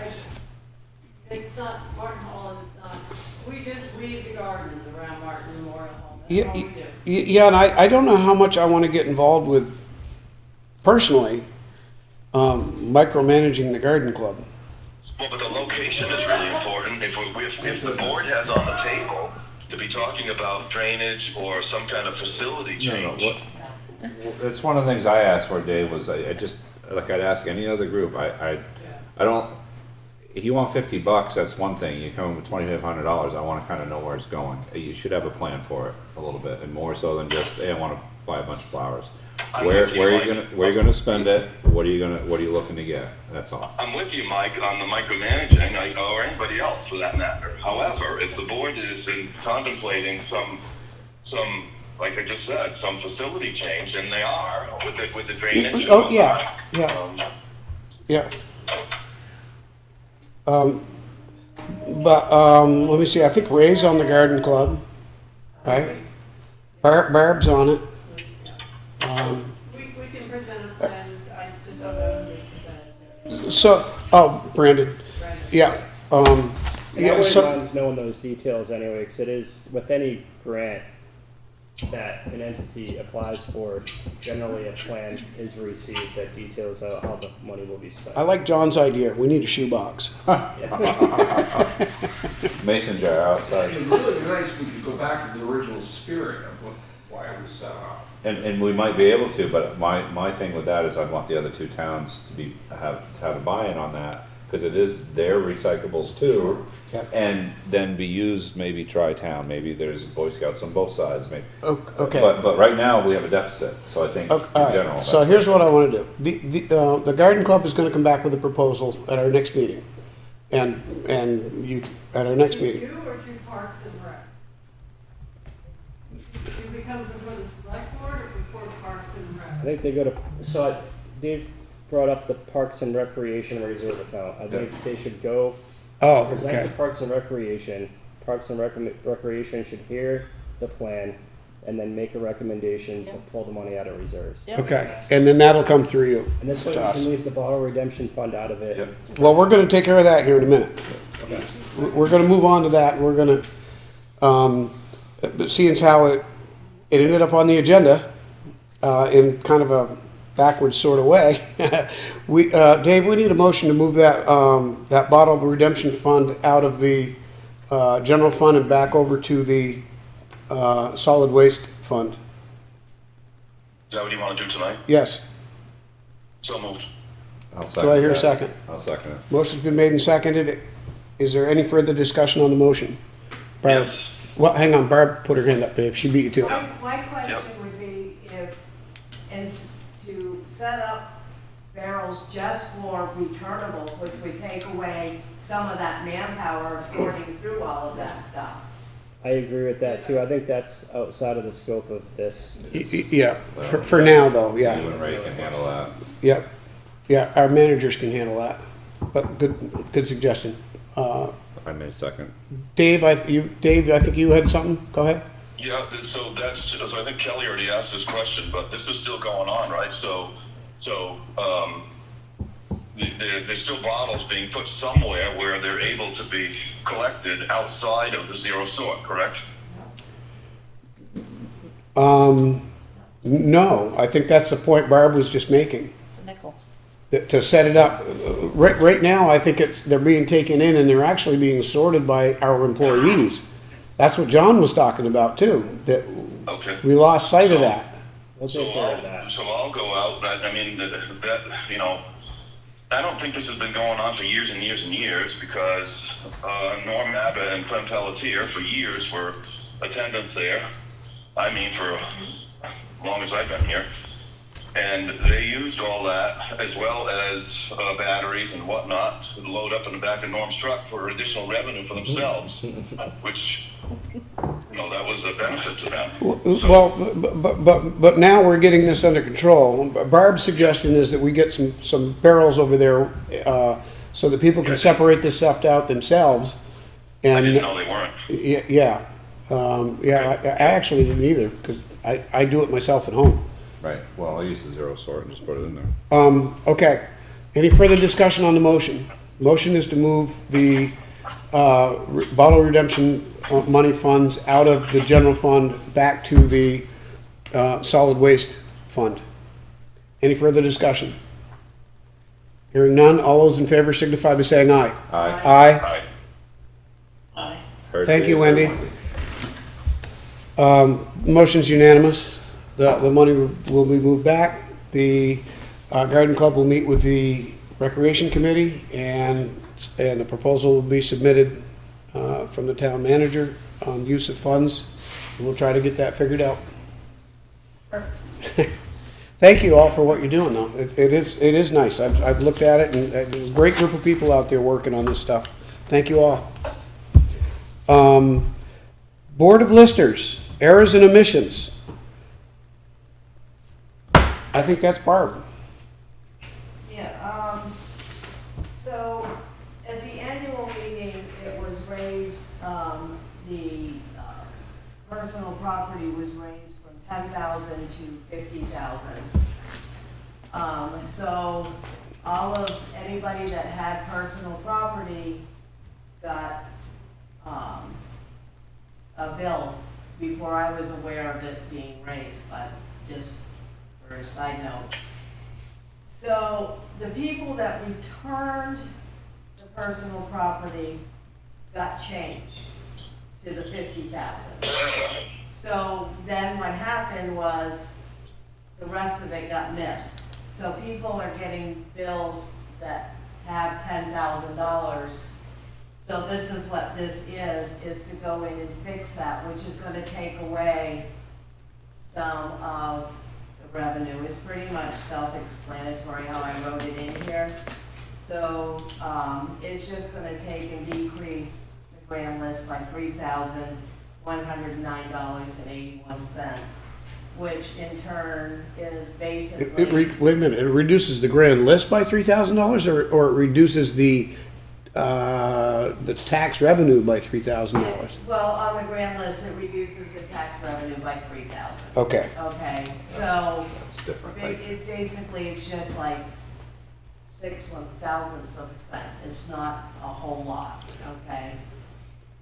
Oh, Go ahead. my first question would be, have these people paid, so we're sending money back to them in some No, cases? they Or haven't, no, because taxes aren't due until the 18th. As far as I know, we haven't received Okay, any. So this is to go in and fix this. So that they would get a new bill saying they owe nothing. If they're. okay, and that's just the parcels that are listed in this? Correct, Okay. correct. Those are the ones that got missed. So this is 1, 2, 3, 4, 5, 6, 7, 8, 9, 10, 11, 12, 13, 14, 15 parcels. Yeah. Which I think we knew that when we made the change because we saw the numbers on that when we made the. So these corrections will be made able to prompt revised bills, and we'll get them out to them this week. Yeah. Demonstrate that change, and I think this is not the greatest news, but you have some better news for us. I do. To make matters on the happy side, we did get the information on 2 solar fields. One of them came in at 600,000 and the other one is 650,000 roughly. So that I'll be coming back with errors and omissions again for those 2, which will add to,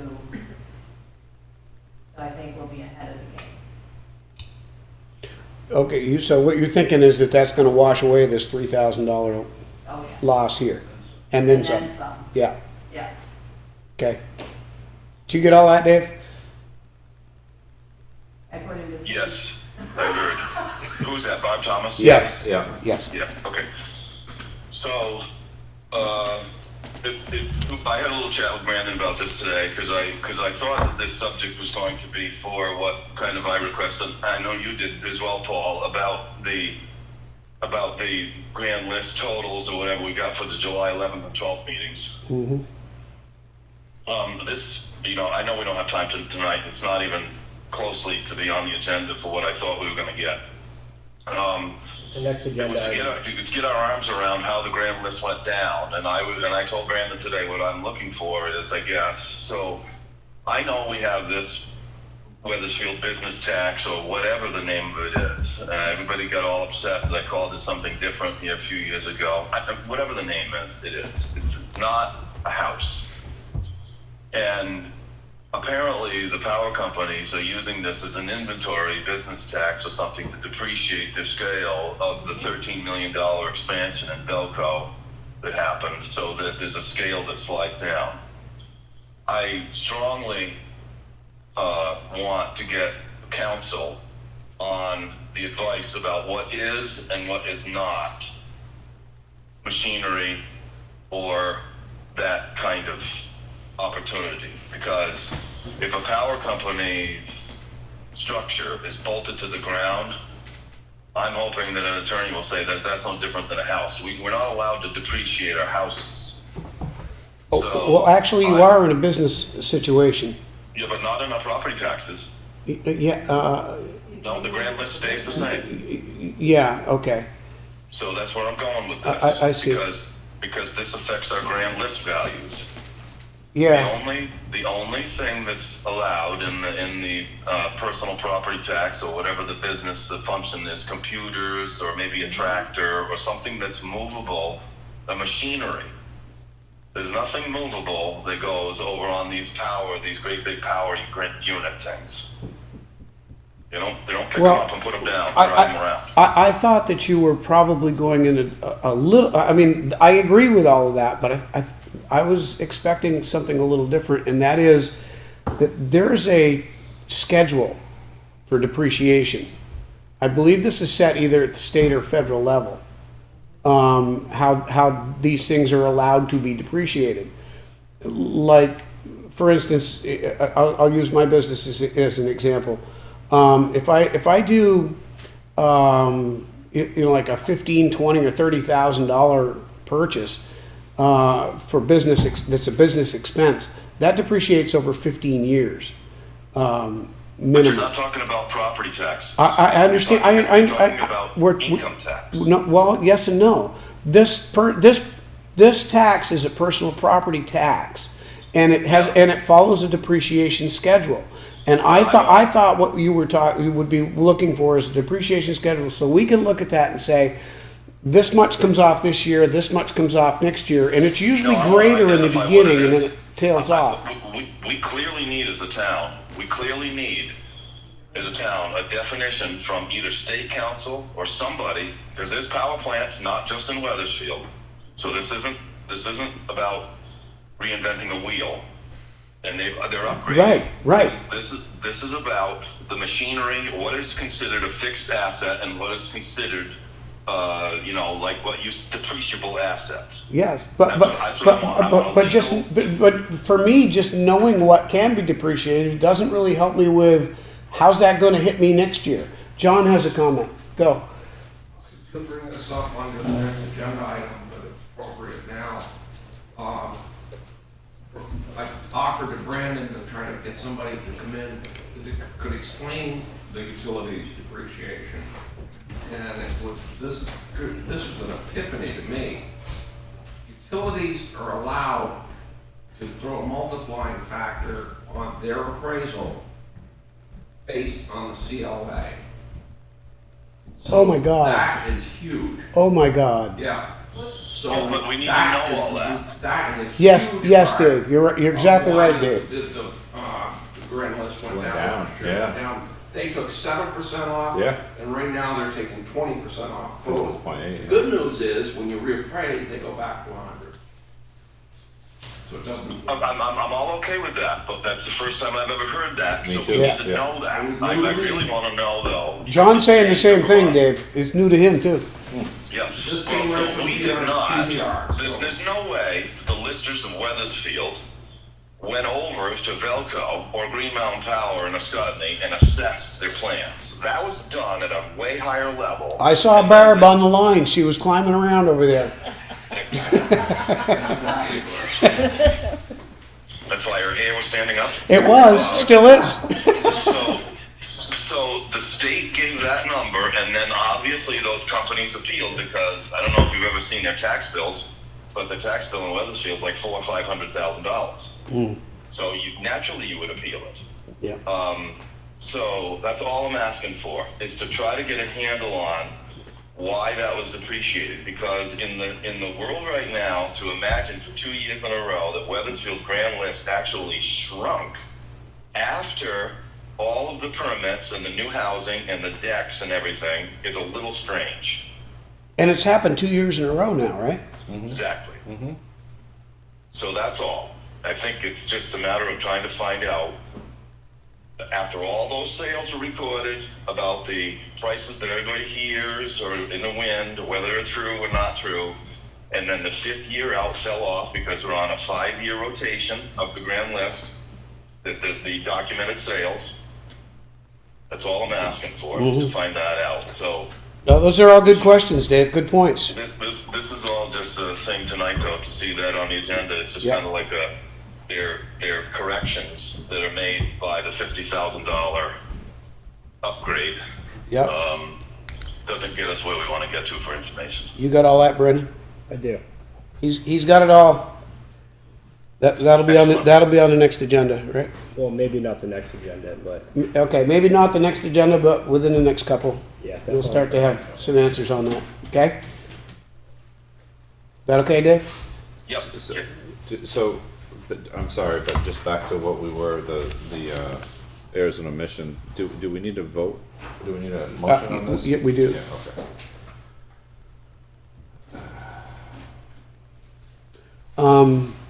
Brandon, what's this motion look like?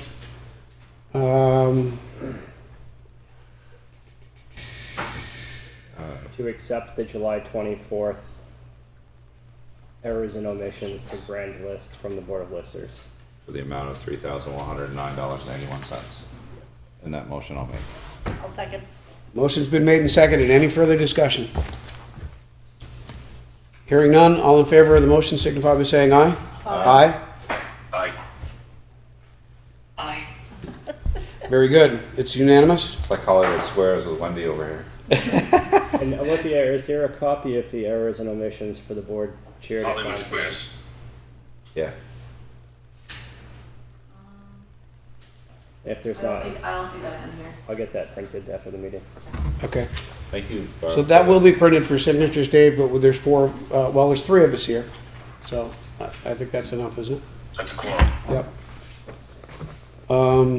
Something. Order to reappraise. Right, so the town of Weathersfield has been ordered to reappraise pursuant to 32 VSA 4041A. We may need to complete Form RA 308 within 150 days of the date we were ordered to do a reappraiser. I think if we decide to award a reappraisal firm, I can just send a simple letter to them along with this signed form by the chair. And I think that would be enough to demonstrate that we're gonna be doing a reappraisal, so we don't have to fill out RA 308. We did advertise an RFP and we received 2 responses. Nemrick is 174,000, NEMC is 174,500. I went back and looked through the NEMC proposal, and it's actually $2,500 cheaper. That's if we were to purchase the software along with it. So NEMC actually did come in a few $1,000s lower than Nemrick. And just before, if we do get to a motion, include in that motion, authorizing the chair to sign this letter. Yeah. I got a question. Go ahead, Dave. So, what was the name of the company, the letters, was it NEMC? Yes. Yeah, it's Yes. New England Municipal Consultants, Dave. Okay, and then the other one is with an R, right, NEMRIC? Yeah, NEMRC, and that Okay, stands for New NRC Eng- with no I, okay, Yeah, and that stands for New England Municipal Resource Center. yeah. So, I had a question of Brandon earlier on the phone, and were you able to reach back out to NEMC and ask them, and so just for the board, you know, we put this RFP out, we just got this letter saying that we need to reappraise. One says they can do it like next year, the other one says it's not gonna be for 2 years, the completion wasn't gonna end up until like 2025 or 6 or something. So, I'm prepared to go ahead, but when I talked with Brandon this afternoon, I asked him, could you like ask them like they could start, so instead of giving our residents like sticker shock, could it come like starting on like April 1st or something and not like tomorrow? Or you know what I mean? So, that was the only question I had. Yes, they can start anywhere between January and June of next year, and they will hold to their pricing. And they're gonna hold the number. Yeah, 172,000. And that's You understand NEMC, that, correct? Mike? 'Cause are you still there? Yes. I was just asked, that was NEMC that we were just talking Yeah, about. so Okay. what I said was, you know, the residents are already nervous about this. Yep. And I, you know, happy to comply with the order, but I kind of like go, okay, do you think personally that, given the green light to go on January 1st is okay?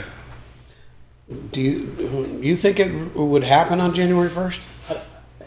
It's possible, but I think what we need to do is raise more awareness to explain the process of a reappraisal to the residents of Weathersfield.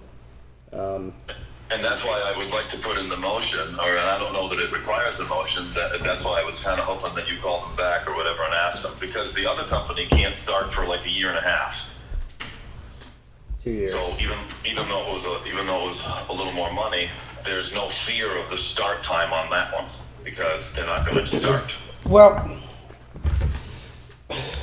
you know, I mean, I have a fear of reappraisal, but on the other hand, I don't have a choice. Just like when I get my tax bill, I don't have much of a choice. I got to pay it. I get it. And And we have been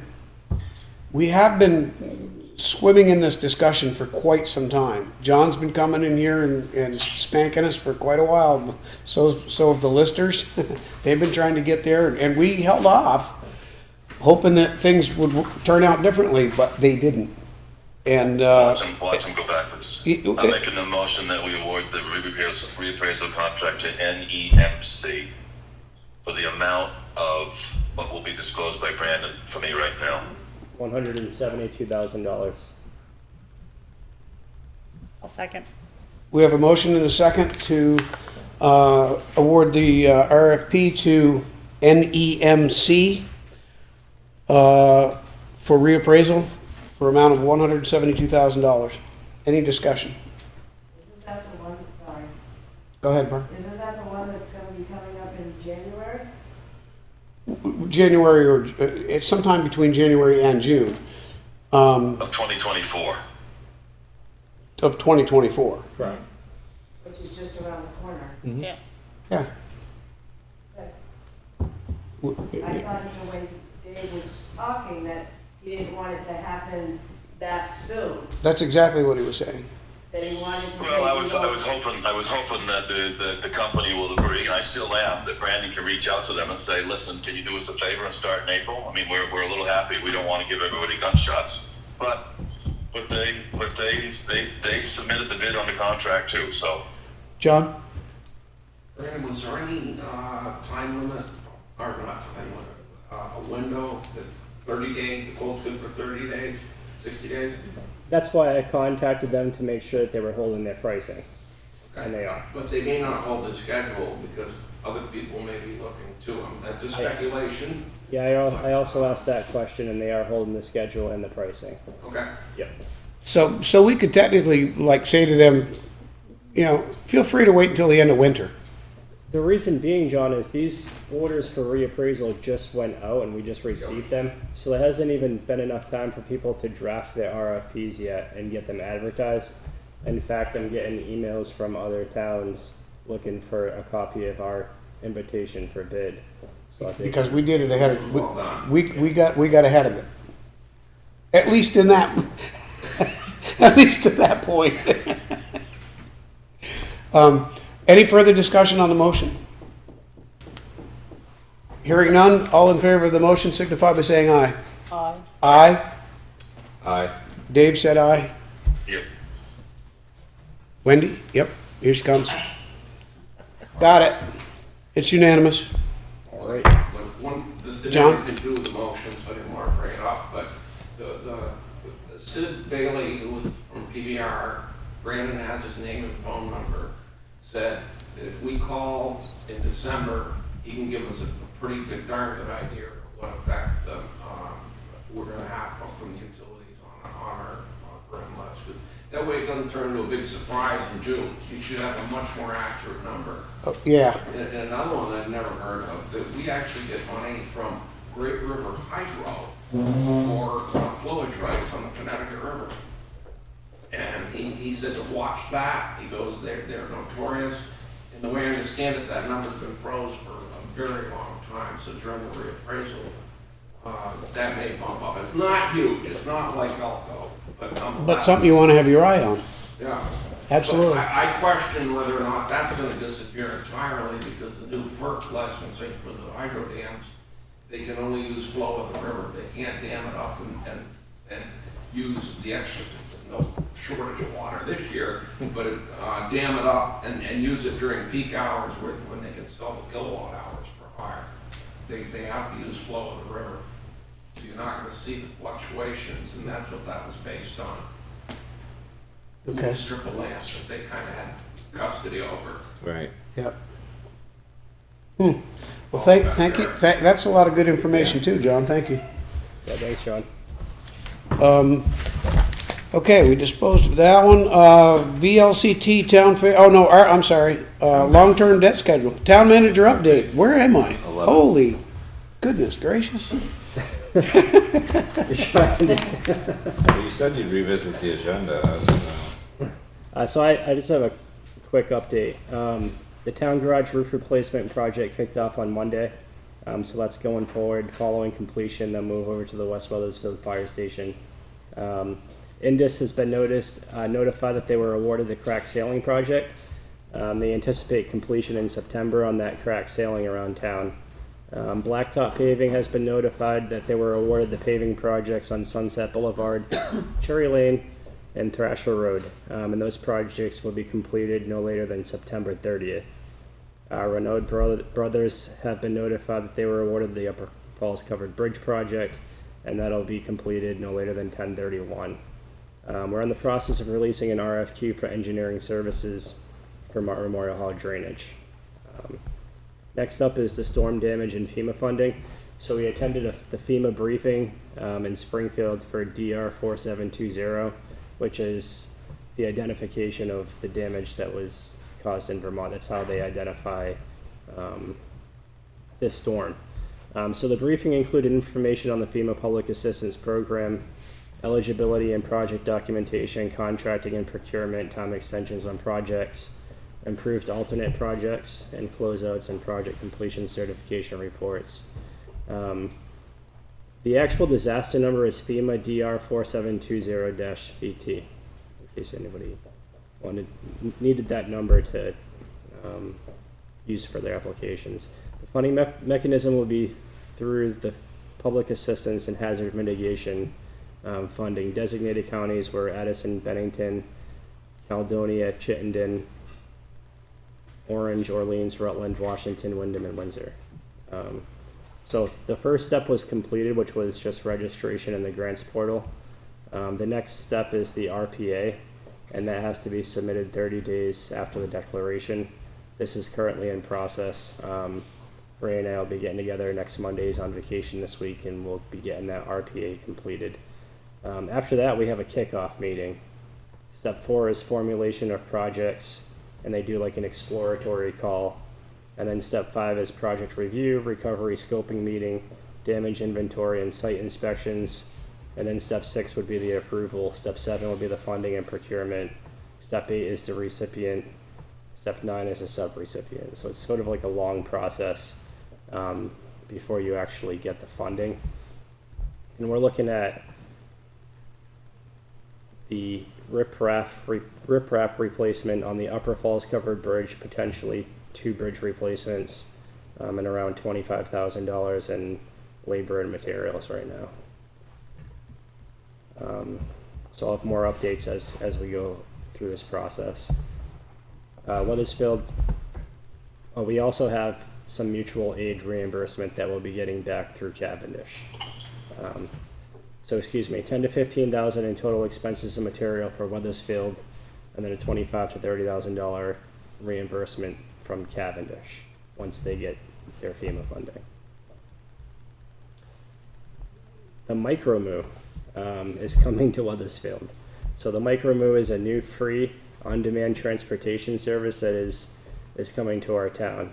I met with the manager of Mover last week, and they'll be providing transportation to residents in Weathersfield from Route 5, parts of 131, and the Ascutney Park and Ride. The MicroMoo is funded by state grants, so there's no cost to the town. I know that we do have a small special appropriation annually that we already distribute to them, and that would continue.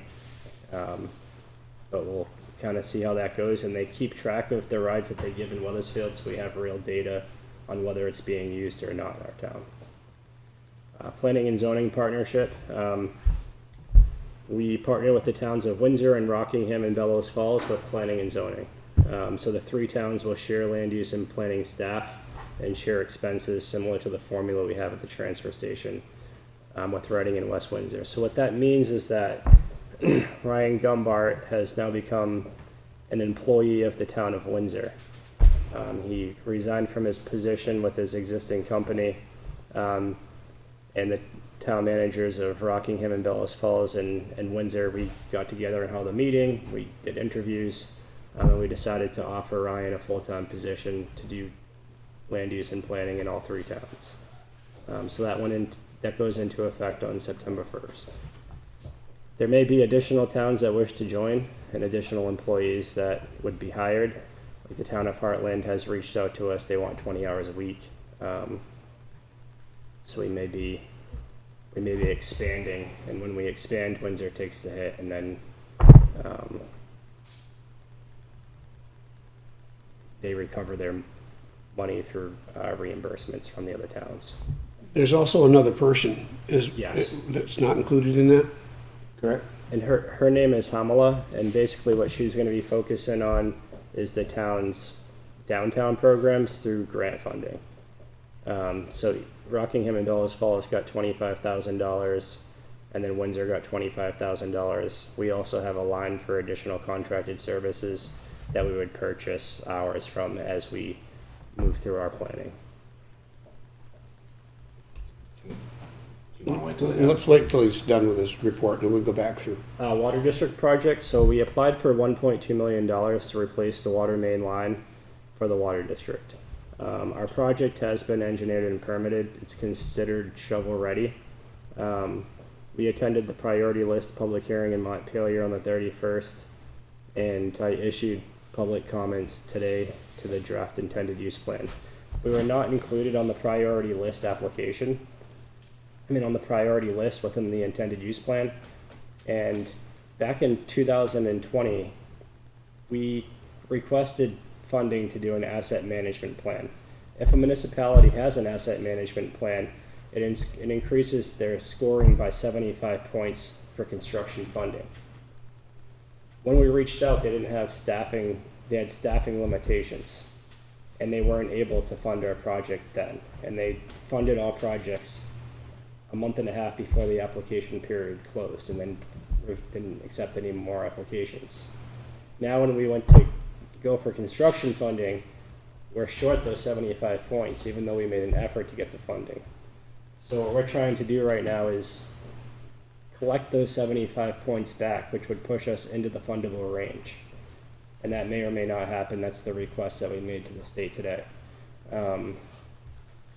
If they do add us to the priority list and we do receive the $1.2 million, only 50% of it is in a subsidy form, which means there's still 50% that we would have to cover. The Healthy Homes Initiative is releasing a grant application for water infrastructure projects. What we intend to do, if the pieces line up correctly and we get put on the priority list, is apply for the other 50% through that Healthy Homes Initiative. And I reached out to the engineer today, and he did say that would be consistent with both funding sources. We just need to make it onto the priority list in order for that to happen. So there's a few moving parts, and I'll have more updates as more information becomes available.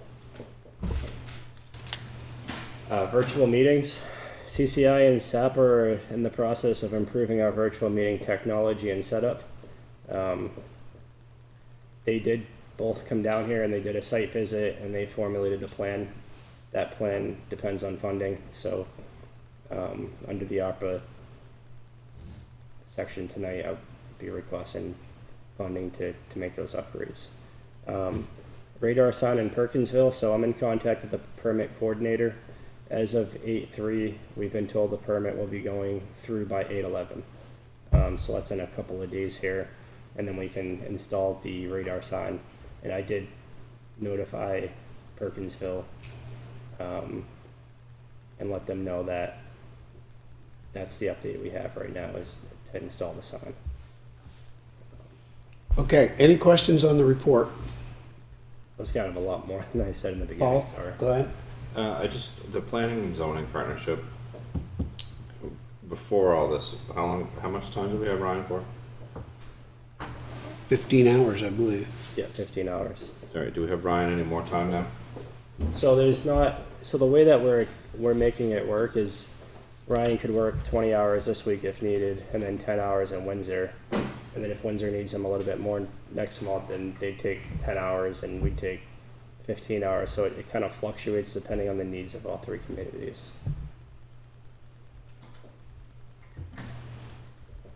All right, I'm sorry, I'm tired, I'm trying not to be.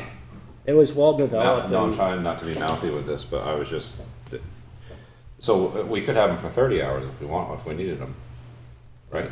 There's two employees. So who says who's got more work, and who decides who's got priority then? So we have the 3-town manager committee. Okay. We've spent a lot of time working on this, and it's well put together and established.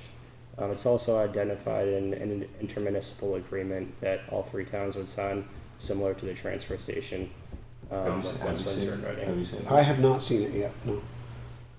But it's done anyways, regardless. Can I make a comment? Go ahead, Dave. I'm intrigued by this idea. It's the first I've heard of it. But here's where it'll have success or fail.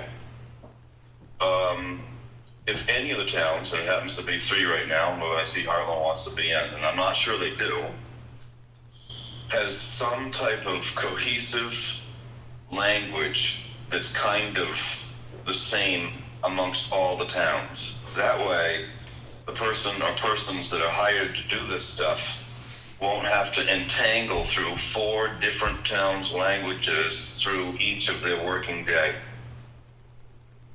And that, you know, permitting structure is something that's that we're looking into, to have the same permit application for all 3 towns. So we're gonna take the good from each of our permitting applications and then make one permit application for all 3 towns. That's where it's a lot different than the solid waste. Yeah. So, I don't know. Well, that and getting into the actual knowledge of the zoning bylaws that exist in the different towns. Everybody knows this. Each of us has enough zoning, but never seems to be enough to get through the hoop of full-time with benefits and everything for the dollar amounts. That's where the bottom line is on every small town in Vermont. It's not unusual for land use. You can make the same argument for almost every position, you know, except maybe a finance person or the managers. It's just a reality.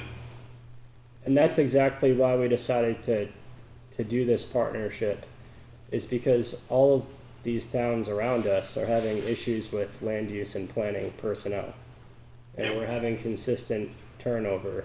Way excessive turnover. So our thought is we hire one person with benefits and share the expense in multiple towns. Hopefully we can keep somebody around for a while. Yep. Yeah. So. But the consistent will be the language of the whatever the towns, the inter-town language. Yep. Any other questions for Ryan or Brandon on his? What was the status of the water district grant? That's just that you've done your best and now it's in decision-making mode. Yep, that's where we're at. We're basically advocating to be included on the priority list. If we receive the 75 points that I believe that we're due, we will be on the fundable list. And I did receive an email back stating that they will review that. So once they review that and give me a decision, and if the decision's in favor of supporting the project, we'll be applying for a second grant to cover the 50% share through the Healthy Homes Initiative. Did they give you a deadline, a date? No, that application actually for the Healthy Homes Initiative hasn't been released yet. I do expect the state revolving fund to be issuing a decision within the next 30 days. And if those pieces fall into place, then we'll be moving forward with our project. I do know that when we attended the public hearing in Montpelier, the engineer asked the funders how many of the projects that were on the list are construction ready, designed and permitted, and they kind of snickered and said hardly any of them. Well, we're construction ready and we're designed and permitted, so I think that should move us closer to the top of the list. But we continue weekly to advocate for the project. I think it's important because, you know, especially with the projects that are underway in Ascutney, the veterinary clinic and so forth. And you also submitted a request to review that process. Yes. As well, because it didn't appear to be a really fair, as you just stated, we're ready. And half of the other ones that got accepted or whatever, and I shouldn't say half, but many of the other ones are not anywhere near as ready as we are. So, in addition, if you're going to provide points that go towards the scoring criteria for construction project funding, that asset management plan should be available for any community to do. and right now it's not. So I don't think that it should be included in the criteria. But that's a separate argument. Okay. So that's it. Any other questions for the town manager on the update? Okay.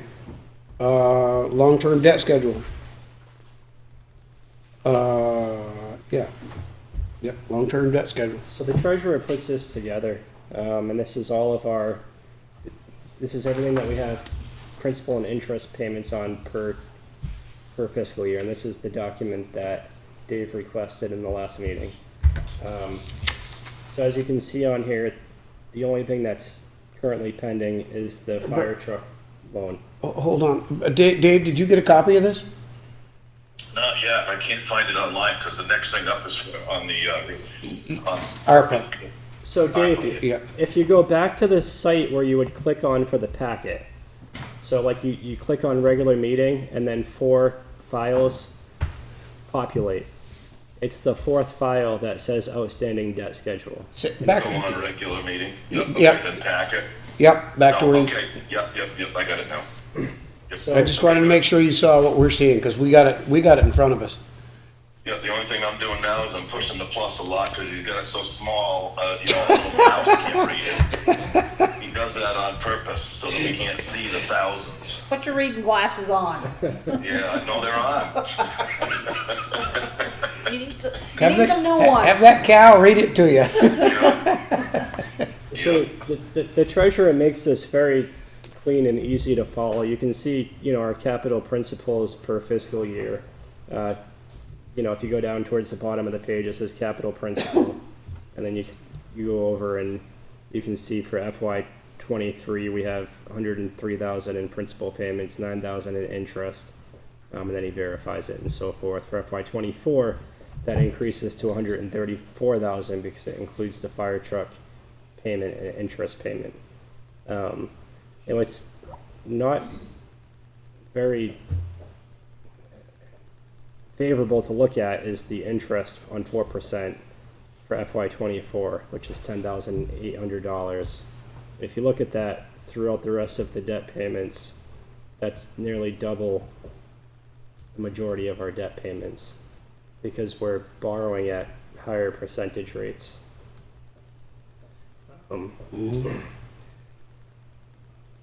But you can also see the capital principles going down and the interest going down through FY30. So anyways, that's where we're at. We owe how many more payments on the grader? So the grader would be completely paid for. I think that's actually, Yeah, just one, isn't it?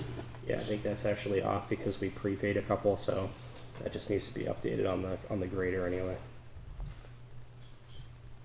I got a question. Go, Dave. Okay, so here's what we all need to keep focused on too. So if you look at item 4, I think it is down, it says paving loan interest. Mm-hmm. You skip a couple down to highway truck and then trash compactor. We borrowed those money with reserves and we're only charging ourselves 2.75% on these. And finally, the last one was the trash compactor. We decided to borrow at 3. I'm just going to tell you a hiccup that's going to happen, I think. When you extend all these out, like the compactors are already out to 27, 28, 29, and 30, we're borrowing money at ourselves at 3, and right now the town can probably get a CD for 5.5 on the reserve accounts. That's going to create a problem. So 11-month CDs right now over to Citizens is 5.5, and that was before the quarter-point hike. So the lesson in this is we're not, what Brandon said was completely accurate. 4% is going to look like even lower because the town can't borrow right now for less than 4 3/4. We're not going to be borrowing against ourselves at a cheaper rate than we can get a CD for. That's going to be, the Board of Trustees or the Treasurer is not going to allow that to happen to secure the interest on those accounts that are well deserved. My point in asking for this was, is there a, and it's not an answer for tonight, is there a thought that the board would consider to preemptively pay off something with the ARPA funds as part of the package to disperse the remaining $300,000? That's gonna be the question. So my question for Brandon for tonight is, when he gets together with the treasurer or whatever, how does this total look that we borrow through the years, like maybe on a schedule of 5 or 10 years? Is the total amount that we borrow, and I don't see it here, maybe I'm missing it, in FY 24, 25 through all the way up to third, is the total amount that we borrow in line with the past of what we've been doing when we buy things? Or is it a lot more? How is that working? Everybody follow that? That's a good question, and I'll talk to the treasurer about that. No, just something to think about.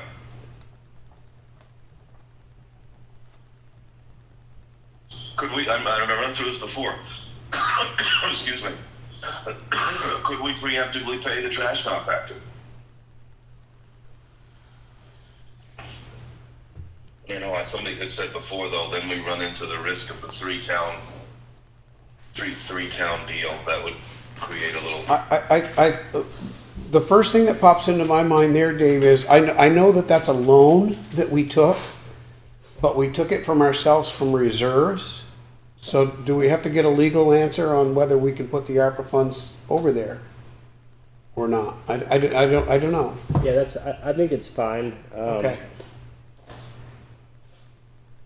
So, Because you can't put ARPA funds in reserve, right? In reserve accounts. No, you can't, but we borrowed the money in a legal document. Steve made us sign that from ourselves. So Correct. There is a legal document. We just happen to take the money from ourselves.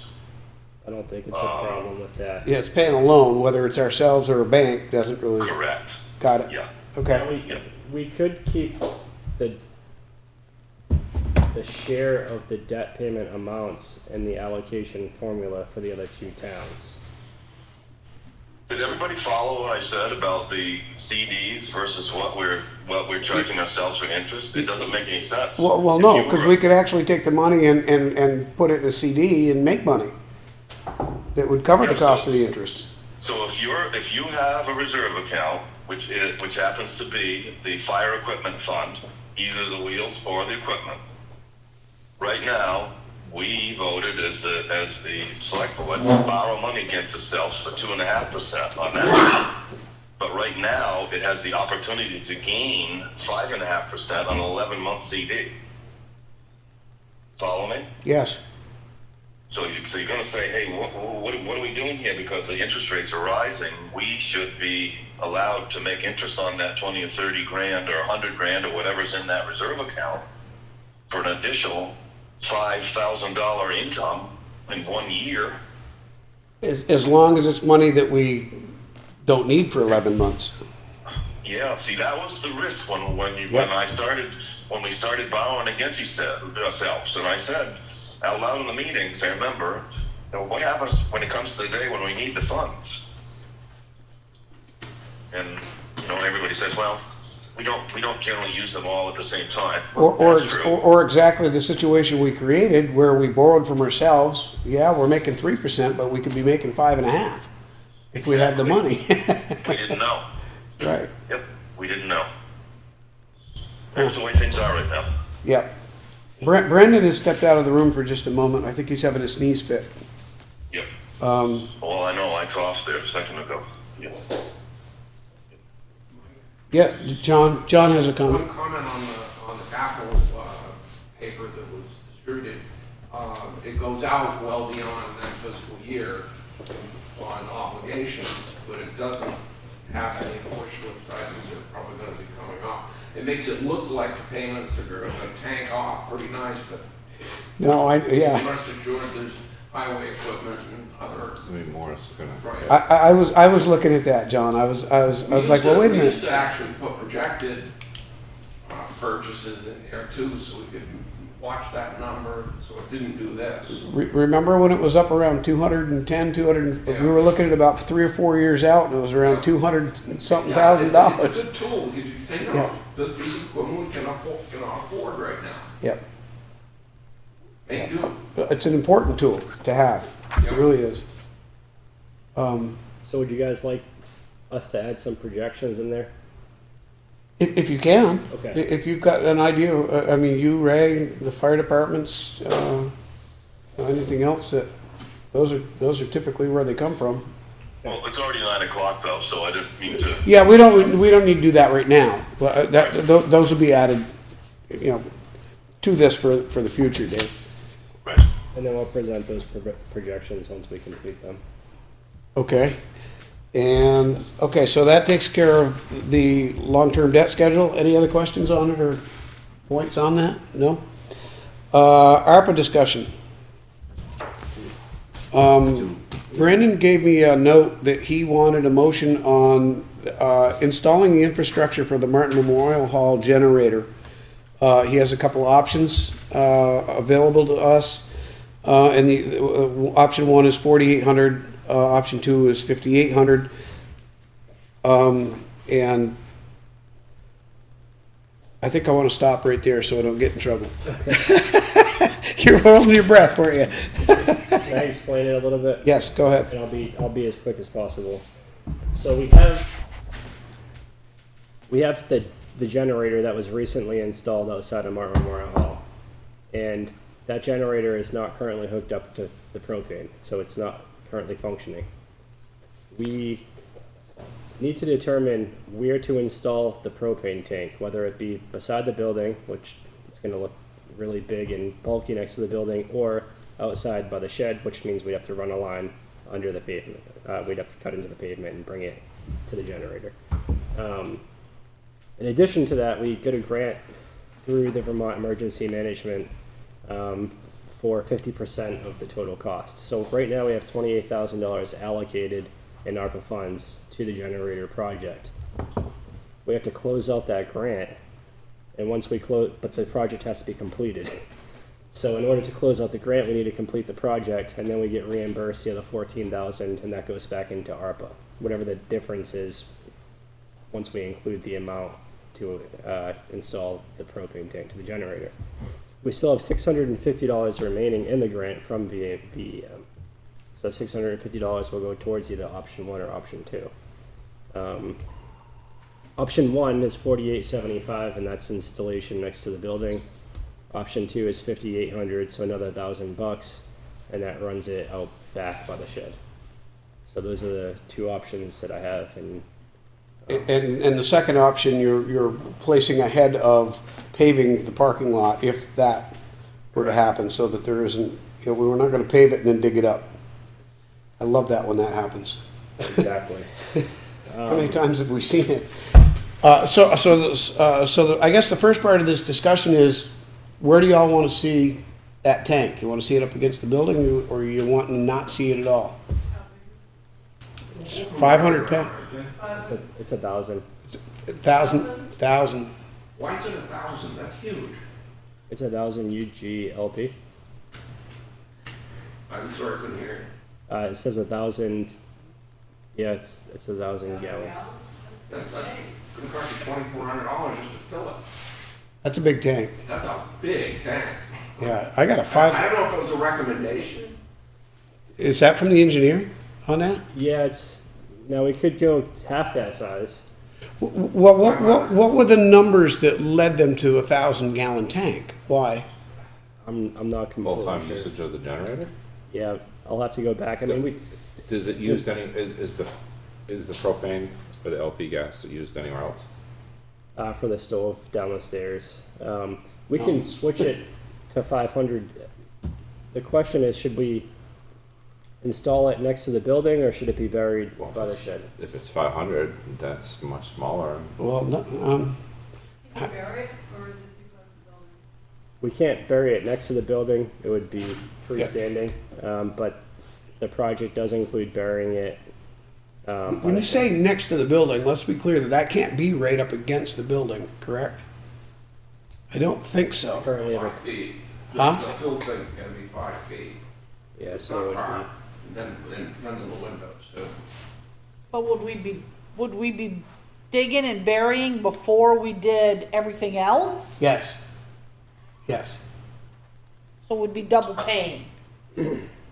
No, you'd be double paying if you paved first and then dug it up and put your Well, tank yeah, in. that's in the list too here, so, I think to dig it and bury it's over there. yeah.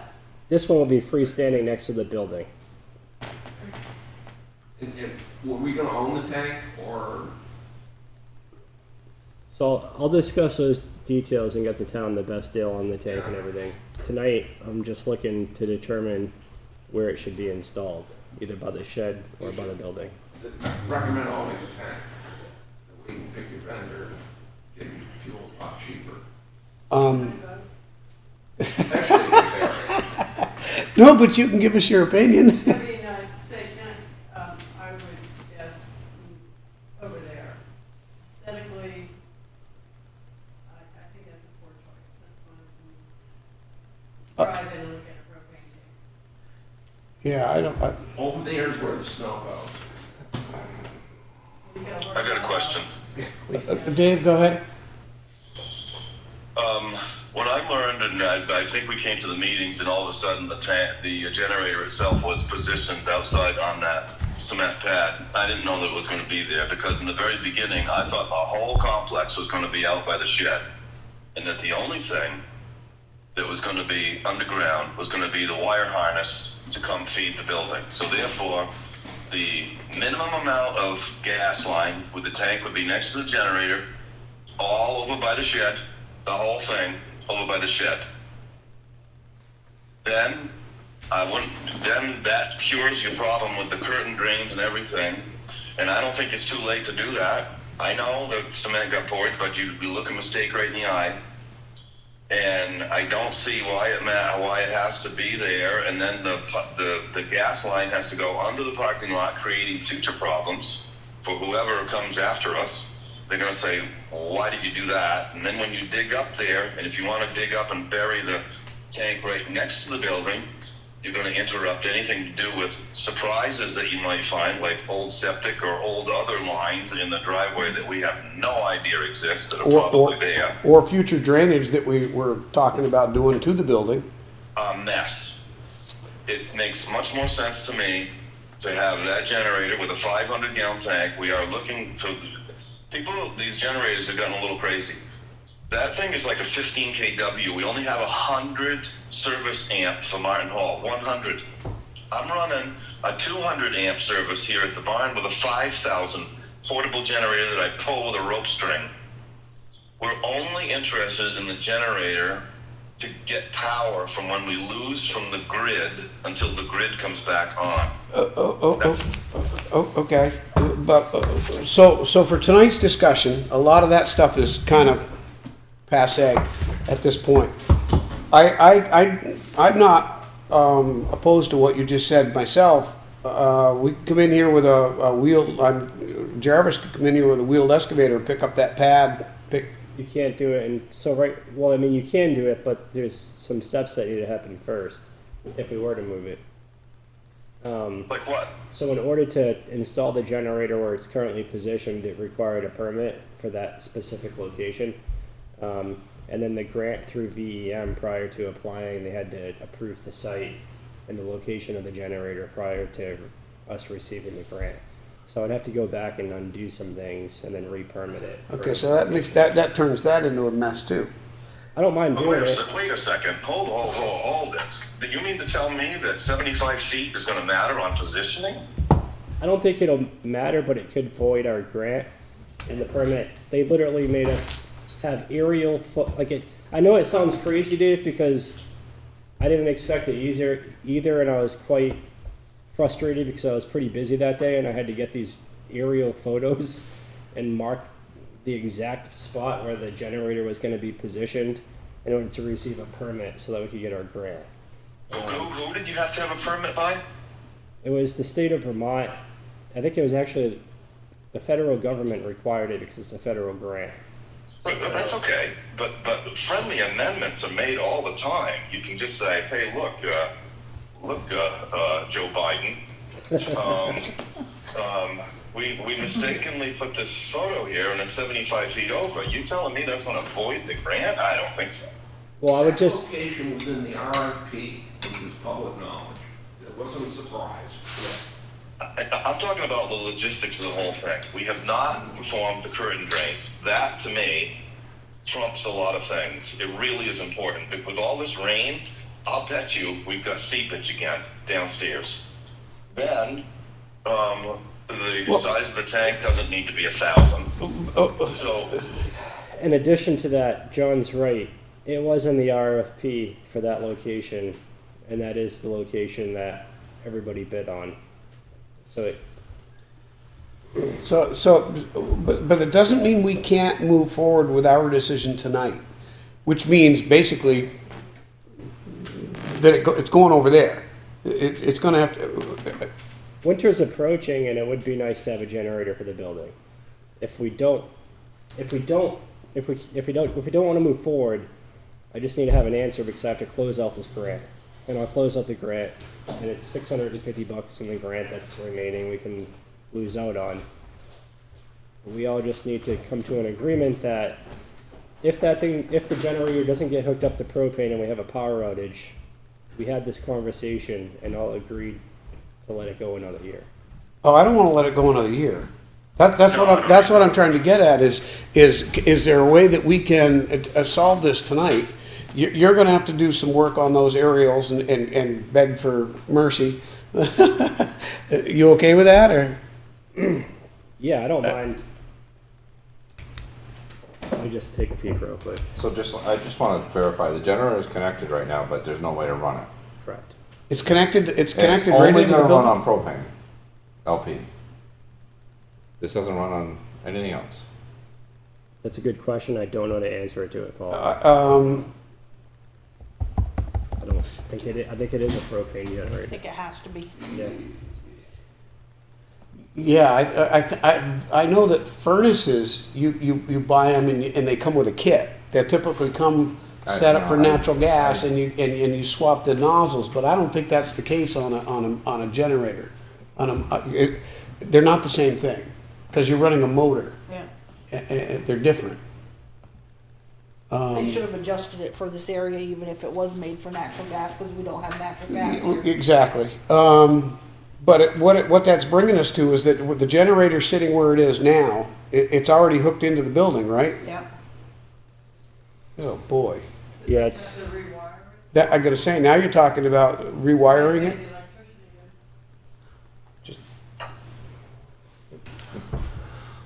it would have to be rewired.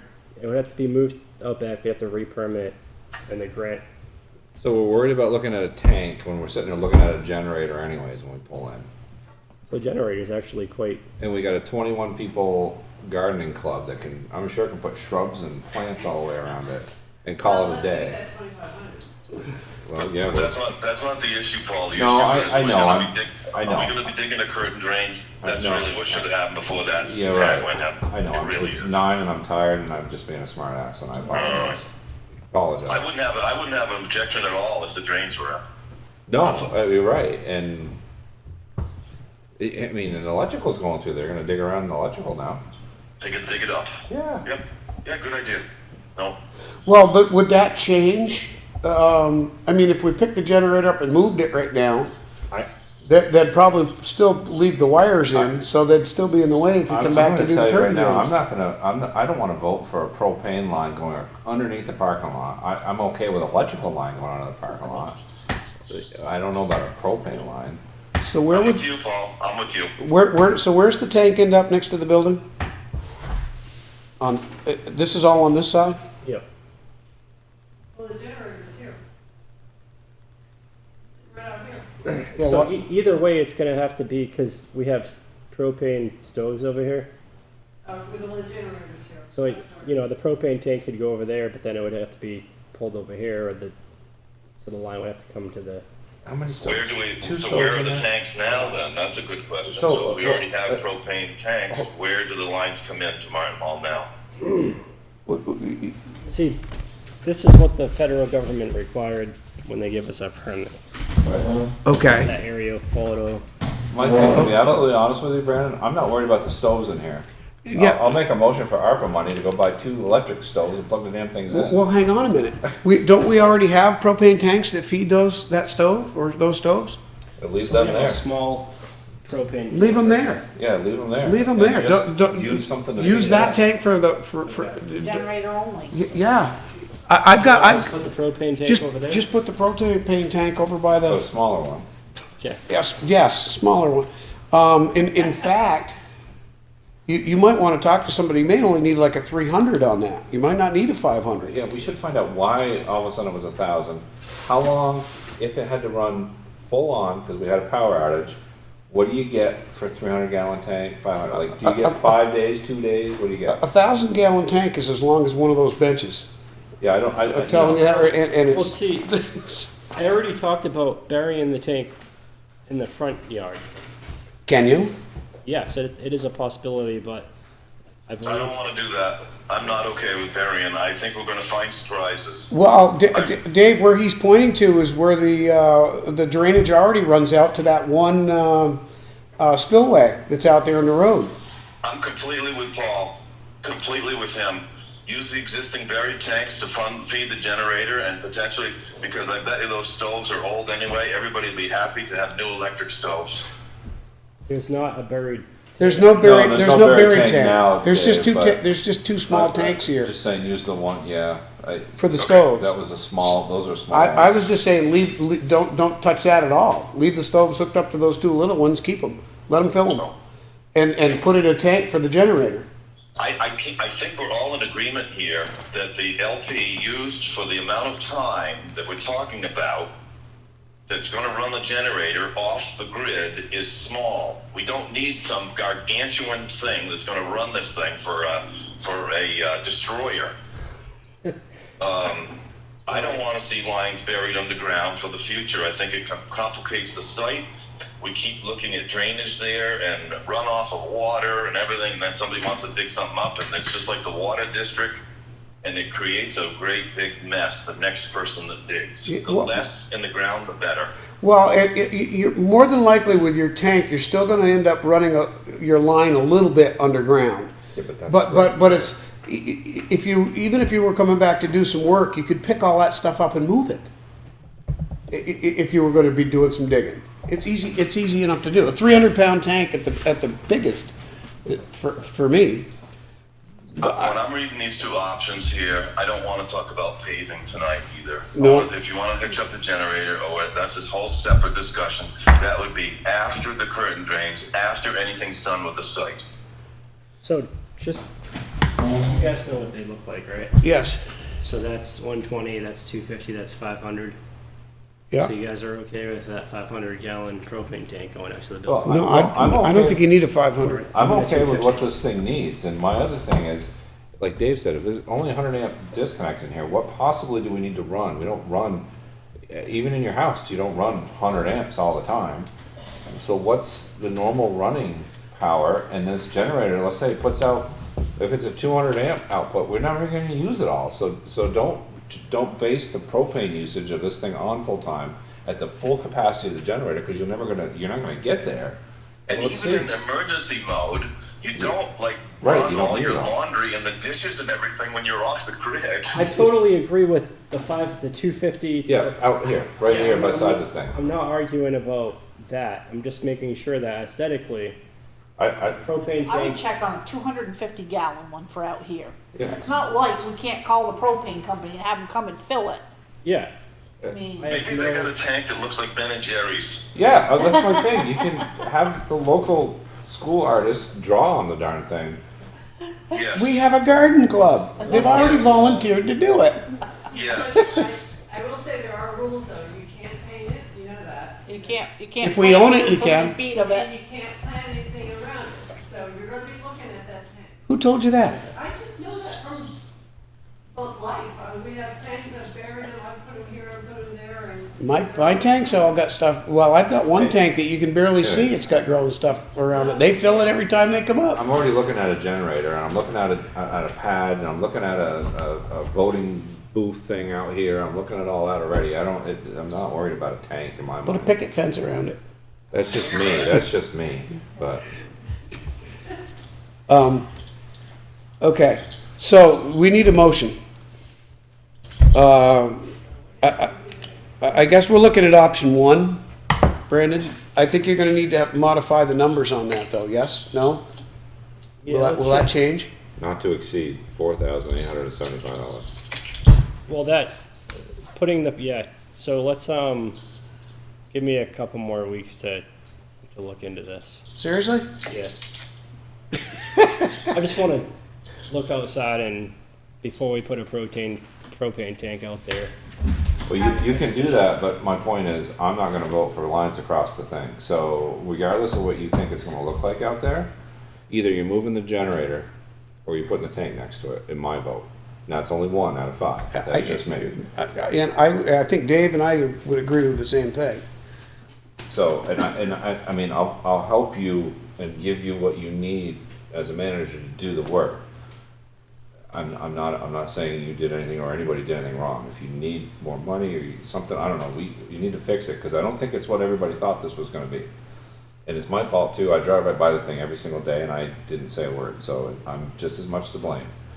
Here, sitting here now. Did you see it when you drove by it? Not until I started driving in for meetings, and then See, half that's the time I'm oblivious anyway, so. I'm just saying, that's my feeling, and I'm sorry, but that's just it. I'm nowhere. But I think that's and I'll go logical. across the floor, across the parking lot. If you're gonna leave the generator there, put a tank there. If you don't want a tank there, then everything has to go over there. I mean, not only aesthetically, but if the propane tank is situated adjacent to the building out there, and if it's not surrounded in some kind of protective barrier so that if somebody hits it or drives off the road right next to the building, I don't think for safety reasons that's a good location. I think if we were to do this, I think going with Dave's idea about moving the generator out back by the shed and the propane tank, I think that's the best. I need a few weeks to think about it. Okay. And Dave, just so you know, I think if this goes out by the shed out there, I think the idea is to bury the tank out there. And I think long term, that's going to be we could rush and get a propane tank installed. But I don't know, I don't think that needs to be, because the location is isolated. It is not an eyesore out by the tank. In fact, you could put the tank on the other side of the shed. No one would ever see it. So let me figure out what it's going to take for me to get that generator moved to the back near the shed. You okay with that, Dave? Yeah. Yeah. Paul? Yeah, and Kelly? thank you, Yeah. Brandon, sorry. that Wendy? didn't work. I'm just looking. Everybody still awake? 15, Okay. 20 years. I am too. All that's right, so I we'll give you some time to look into that and see if we can make that happen. Sounds good. Can I make a motion? You can. Anything else that's on here to do with ARPA, can we, put it to the next meeting? I would agree with that. Yep. We'll move the final ARPA discussion to the next meeting. Yep. Thank you, Kelly. I was gonna ask for that anyway. VLCT Town Fair. That anything we need to go over? Yeah, that's the, We have the annual town fair coming up, and the town fair is on 9/26 and 9/27. This comes before the board annually, and because the town office would need to be closed if the select board would like the employees to go to these trainings. That's what I was just gonna ask you, whether or not employees go, or how that works, or whether or not any board members or town office staff or anything goes, right? I don't know. So right now, Suzanne, the town clerk, the deputy clerk, the treasurer, and the principal clerk would like to go. I wouldn't be going because I'm going to the VTCMA annual conference a couple of weeks later. So I'd be in the building, but I wouldn't be able to operate the building alone. Right. So when you just said all that list of all of our fine people are gonna go, does that mean the town office is shut? Well, only if the board authorizes the town office to be shut. If it isn't shut, then Do the they all have employees to will go on come. the same day, or is this fair, like a couple of days? So there's different training tracks per area of work. So for example, there's a clerk and treasurer track, and that's on 9/26 and 9/27. It's like every hour there's a new thing for town clerks and treasurers. And then there's office staff tracks and highway tracks and so forth. So yeah, it spans across 2 days. So So they're going to this, it's not online, right? It's not, it's in person. Yep. But, so my only question is, you're asking to close the town hall Yep. for what, for one day? That's the only way that 2 the days. staff would actually be going, is if the town office was closed. If it's not, then they would not go to the training. The 26th and the 27th, he'd like the town office closed so that all members can attend, all different. What's this cost us? The training, I believe it's $50 per person, or $100 per person, one of the two. What days are these, the 26th and 27th? What, And each department already has a training line in their budget, in dues and memberships. Oh, I'm not debating any of Yeah, that. I'm not What I'm worried. saying, what I'm trying to do is fit together why we need to close the office and you know, can we somehow schedule where the office is open and then 2 or 3 people go one day and 2 or 3 people go the next day, but the office stays open? You can't do that, huh?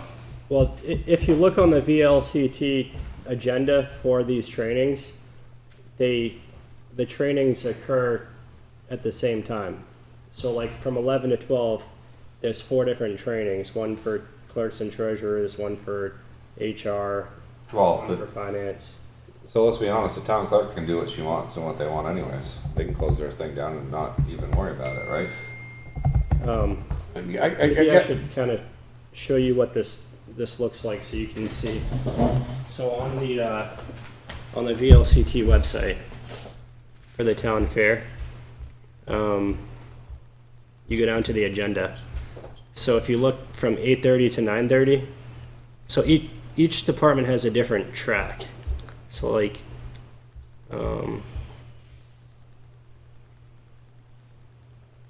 it says, sorry, I'm a little lost.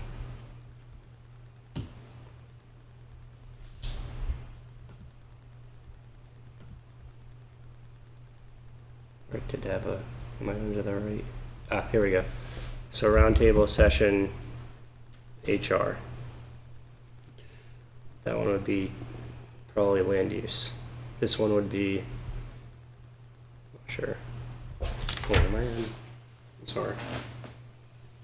well, I get what you're saying. Here we go. Listers track, just the basic roles and responsibilities of listers. Public safety track, practical steps to navigate police reform at the local level. Clerks and treasurers track, they said what, First Amendment rights, and public employee speech. Town leader track, which would be, So the bottom line is that Olivia, Suzanne and that, they're gonna go to this both days. yes. And they want, everybody will be at Only conference both only if days. the town office is closed, though. No, right, only if it's closed, but they're gonna go both days, it's not like we're closing for 2 days and then, like Dave was saying, one person's going one day and not going the other day. Cause that's my thing, if that's the case, then they come to work and we keep the town office open.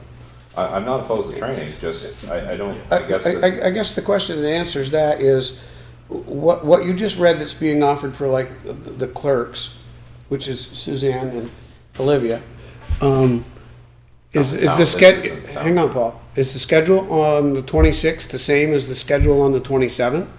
Or is it different things? So on the 26th, the schedule is 8 o'clock in the morning until 8 o'clock at night. Let me wrap this up a different way. We're going to give a lesson on how to tie a bow tie on Thursday at 10 o'clock. Are we doing the same thing on Friday at 10 o'clock?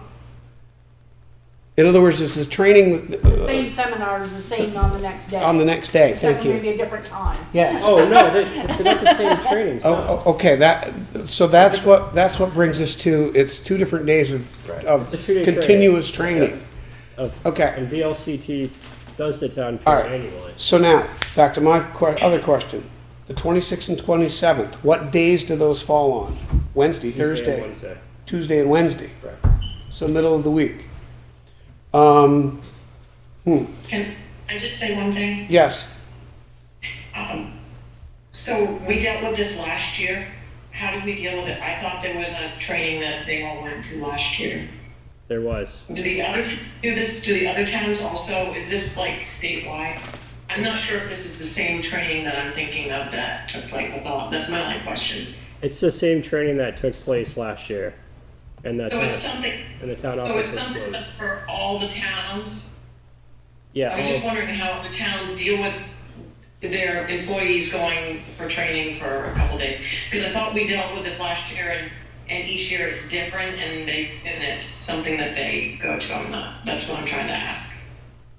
so last year, Wendy, the select board closed the town office and the employees went to the town fair and did their training. Okay, that was what my question was. So it's something that's statewide, that it's for town training throughout the state? Yeah, all municipalities in the Okay. state of Vermont and their staff generally go to these trainings.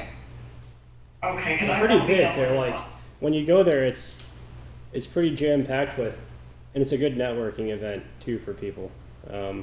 Well, I'll make a motion that we close the town hall September 26th and September 27th, so that all members, besides yourself, can attend this fair.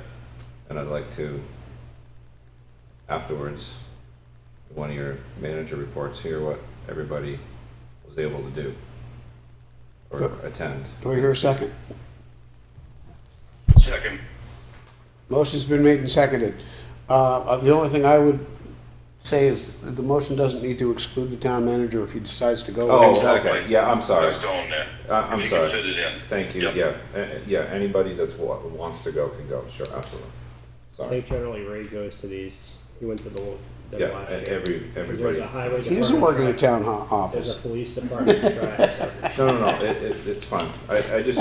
I'd just like to hear maybe what people, something that they brought out of it or something when you give your report. Okay, so we're good with, is there any need to, no, I'm not even gonna bring that up. Motion's been made and seconded. Yep, I got another comment. Go ahead, Dave. That this better be publicized, because what you just asked was what days of the week was Tuesday, Yeah. Wednesday. So we can't have people like lawyers coming in to do title searches and say, "Oh, what are you doing? You're closed." or people You know, taking days off from work thinking they're gonna come see the land use administrator. On a Tuesday and Wednesday. Yes. And no one's home. So Yes. this better be up right now or whatever soon to get publicized. Yeah, that's a good point, Dave. And then the other thing was, isn't this the time as well that there can be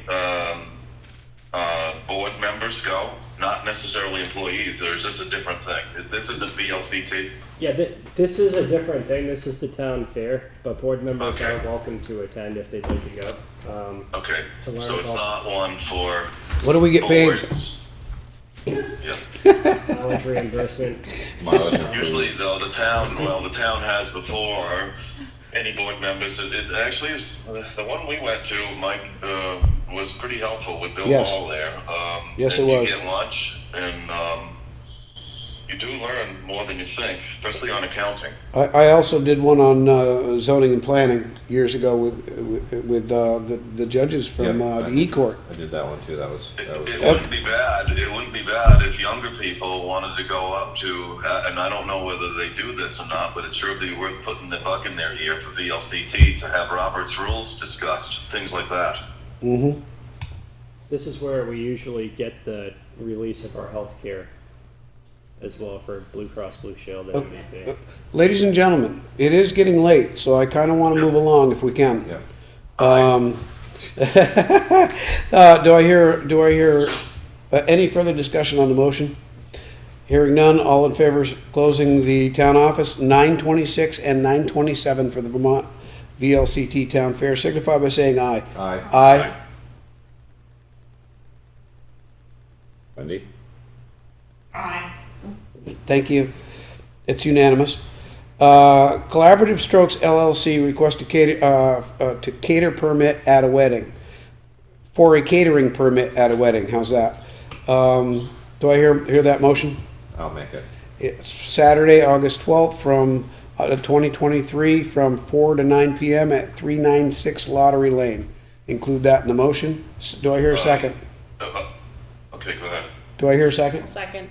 I have a second. Any discussion on the motion? Yes, Paul, if you could probably make the friendly amendment to waive the fees. Oh, yes, and to waive all fees. Thank you. Second, okay, Yeah. okay. Thank you, Dave. Yeah, any further discussion on the motion? Hearing none, all those in favor signify by saying aye. Aye. Aye. It is unanimous. Yep. There are no appointments, correct? No. I see nothing there. Approve the warrant? I make a motion to approve the warrant for the meeting of August 7th, 2023.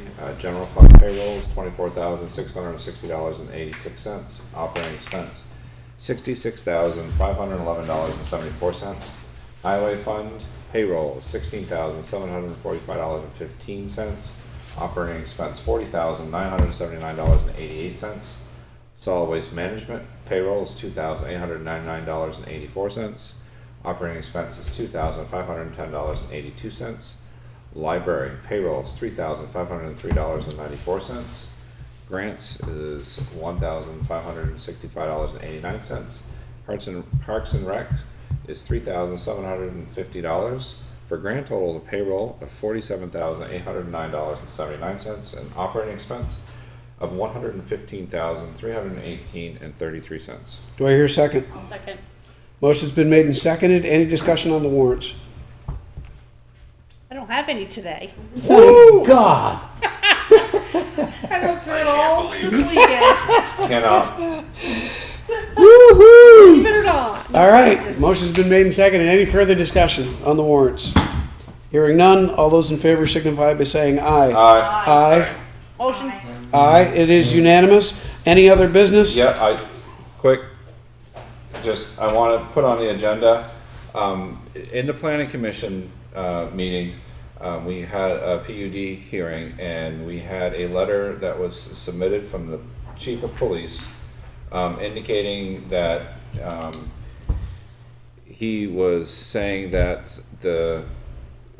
some of the stuff in town could have an adverse, impact on Adverse. adverse impact, to the community. It's really late, I'm sorry. It's okay. And indicated that he might need more people to continue with any further growth and stuff that's going on. So I'm questioning, one, as the chair, what am I supposed to do now for any development stuff that I've got that letter?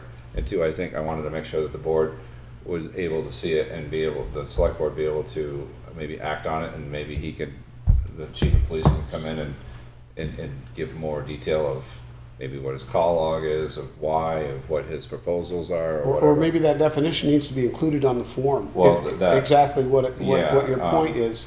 Because I don't know how to go proceed And now. the fire department, Scotty Fire did the same thing. It wasn't just the police department. I just want to clarify though, the fire department was only based on the size of the water tank that they needed for storage. And they came to the meeting. Yeah, To and they make did it come. clear. They did come to the meeting. So I would just like to see that on the agenda because I'm not sure where to go with it. Yeah, the point I was picking up on that, Paul, and it's a very good point, is if fire services or police services are going to say that there's an adverse impact, Yep. they have to tell us what that is. Yeah. And if we need some more police officers or something, we need to figure Yeah. out how to budget or get it in, and I need to see the numbers online. Yep. Okay. So that's any other business there. I think I'm going to have a discussion just to give you guys a heads up with Brandon about, and this isn't something I'm going to hold your feet to the fire on, but a limit of 15 items on the agenda. Wait, who sets the agenda? What's that? I think Well, the we're- chair sets the agenda. I do. We're at 19 now. 15 would 10 or remove. less. Would 10 or less. 10 or less. Motion, Kelly, second. I just have to say, we've been in the meeting for 2.5 hours or 3 hours. I know how to cap that. We used to let the meeting stop at 9 and go on into 15 minutes, but it would take board votes. Oh yeah, I remember that. How long do you think it took to develop all the material, though? We're starting a half an hour earlier. There's no reason. I don't think you should, Mike. You're gonna have to say, wait a minute, Brandon, or whatever, and not do that. I mean, when you look at the He stuff. promised me this was going to be very quick tonight. Yep. He When promised. You look at the stuff, though. When you look at the stuff. You never know. I know. I know. You never do. All right. I thought it was a very good meeting. I thought it was very productive. Thank you, everyone. Motion to adjourn. I make it motion to. Oh, Second. second. All in favor, signify by saying aye. Thank you, Aye. Dan. Thank you, everybody. Sorry it went so long. Thank you.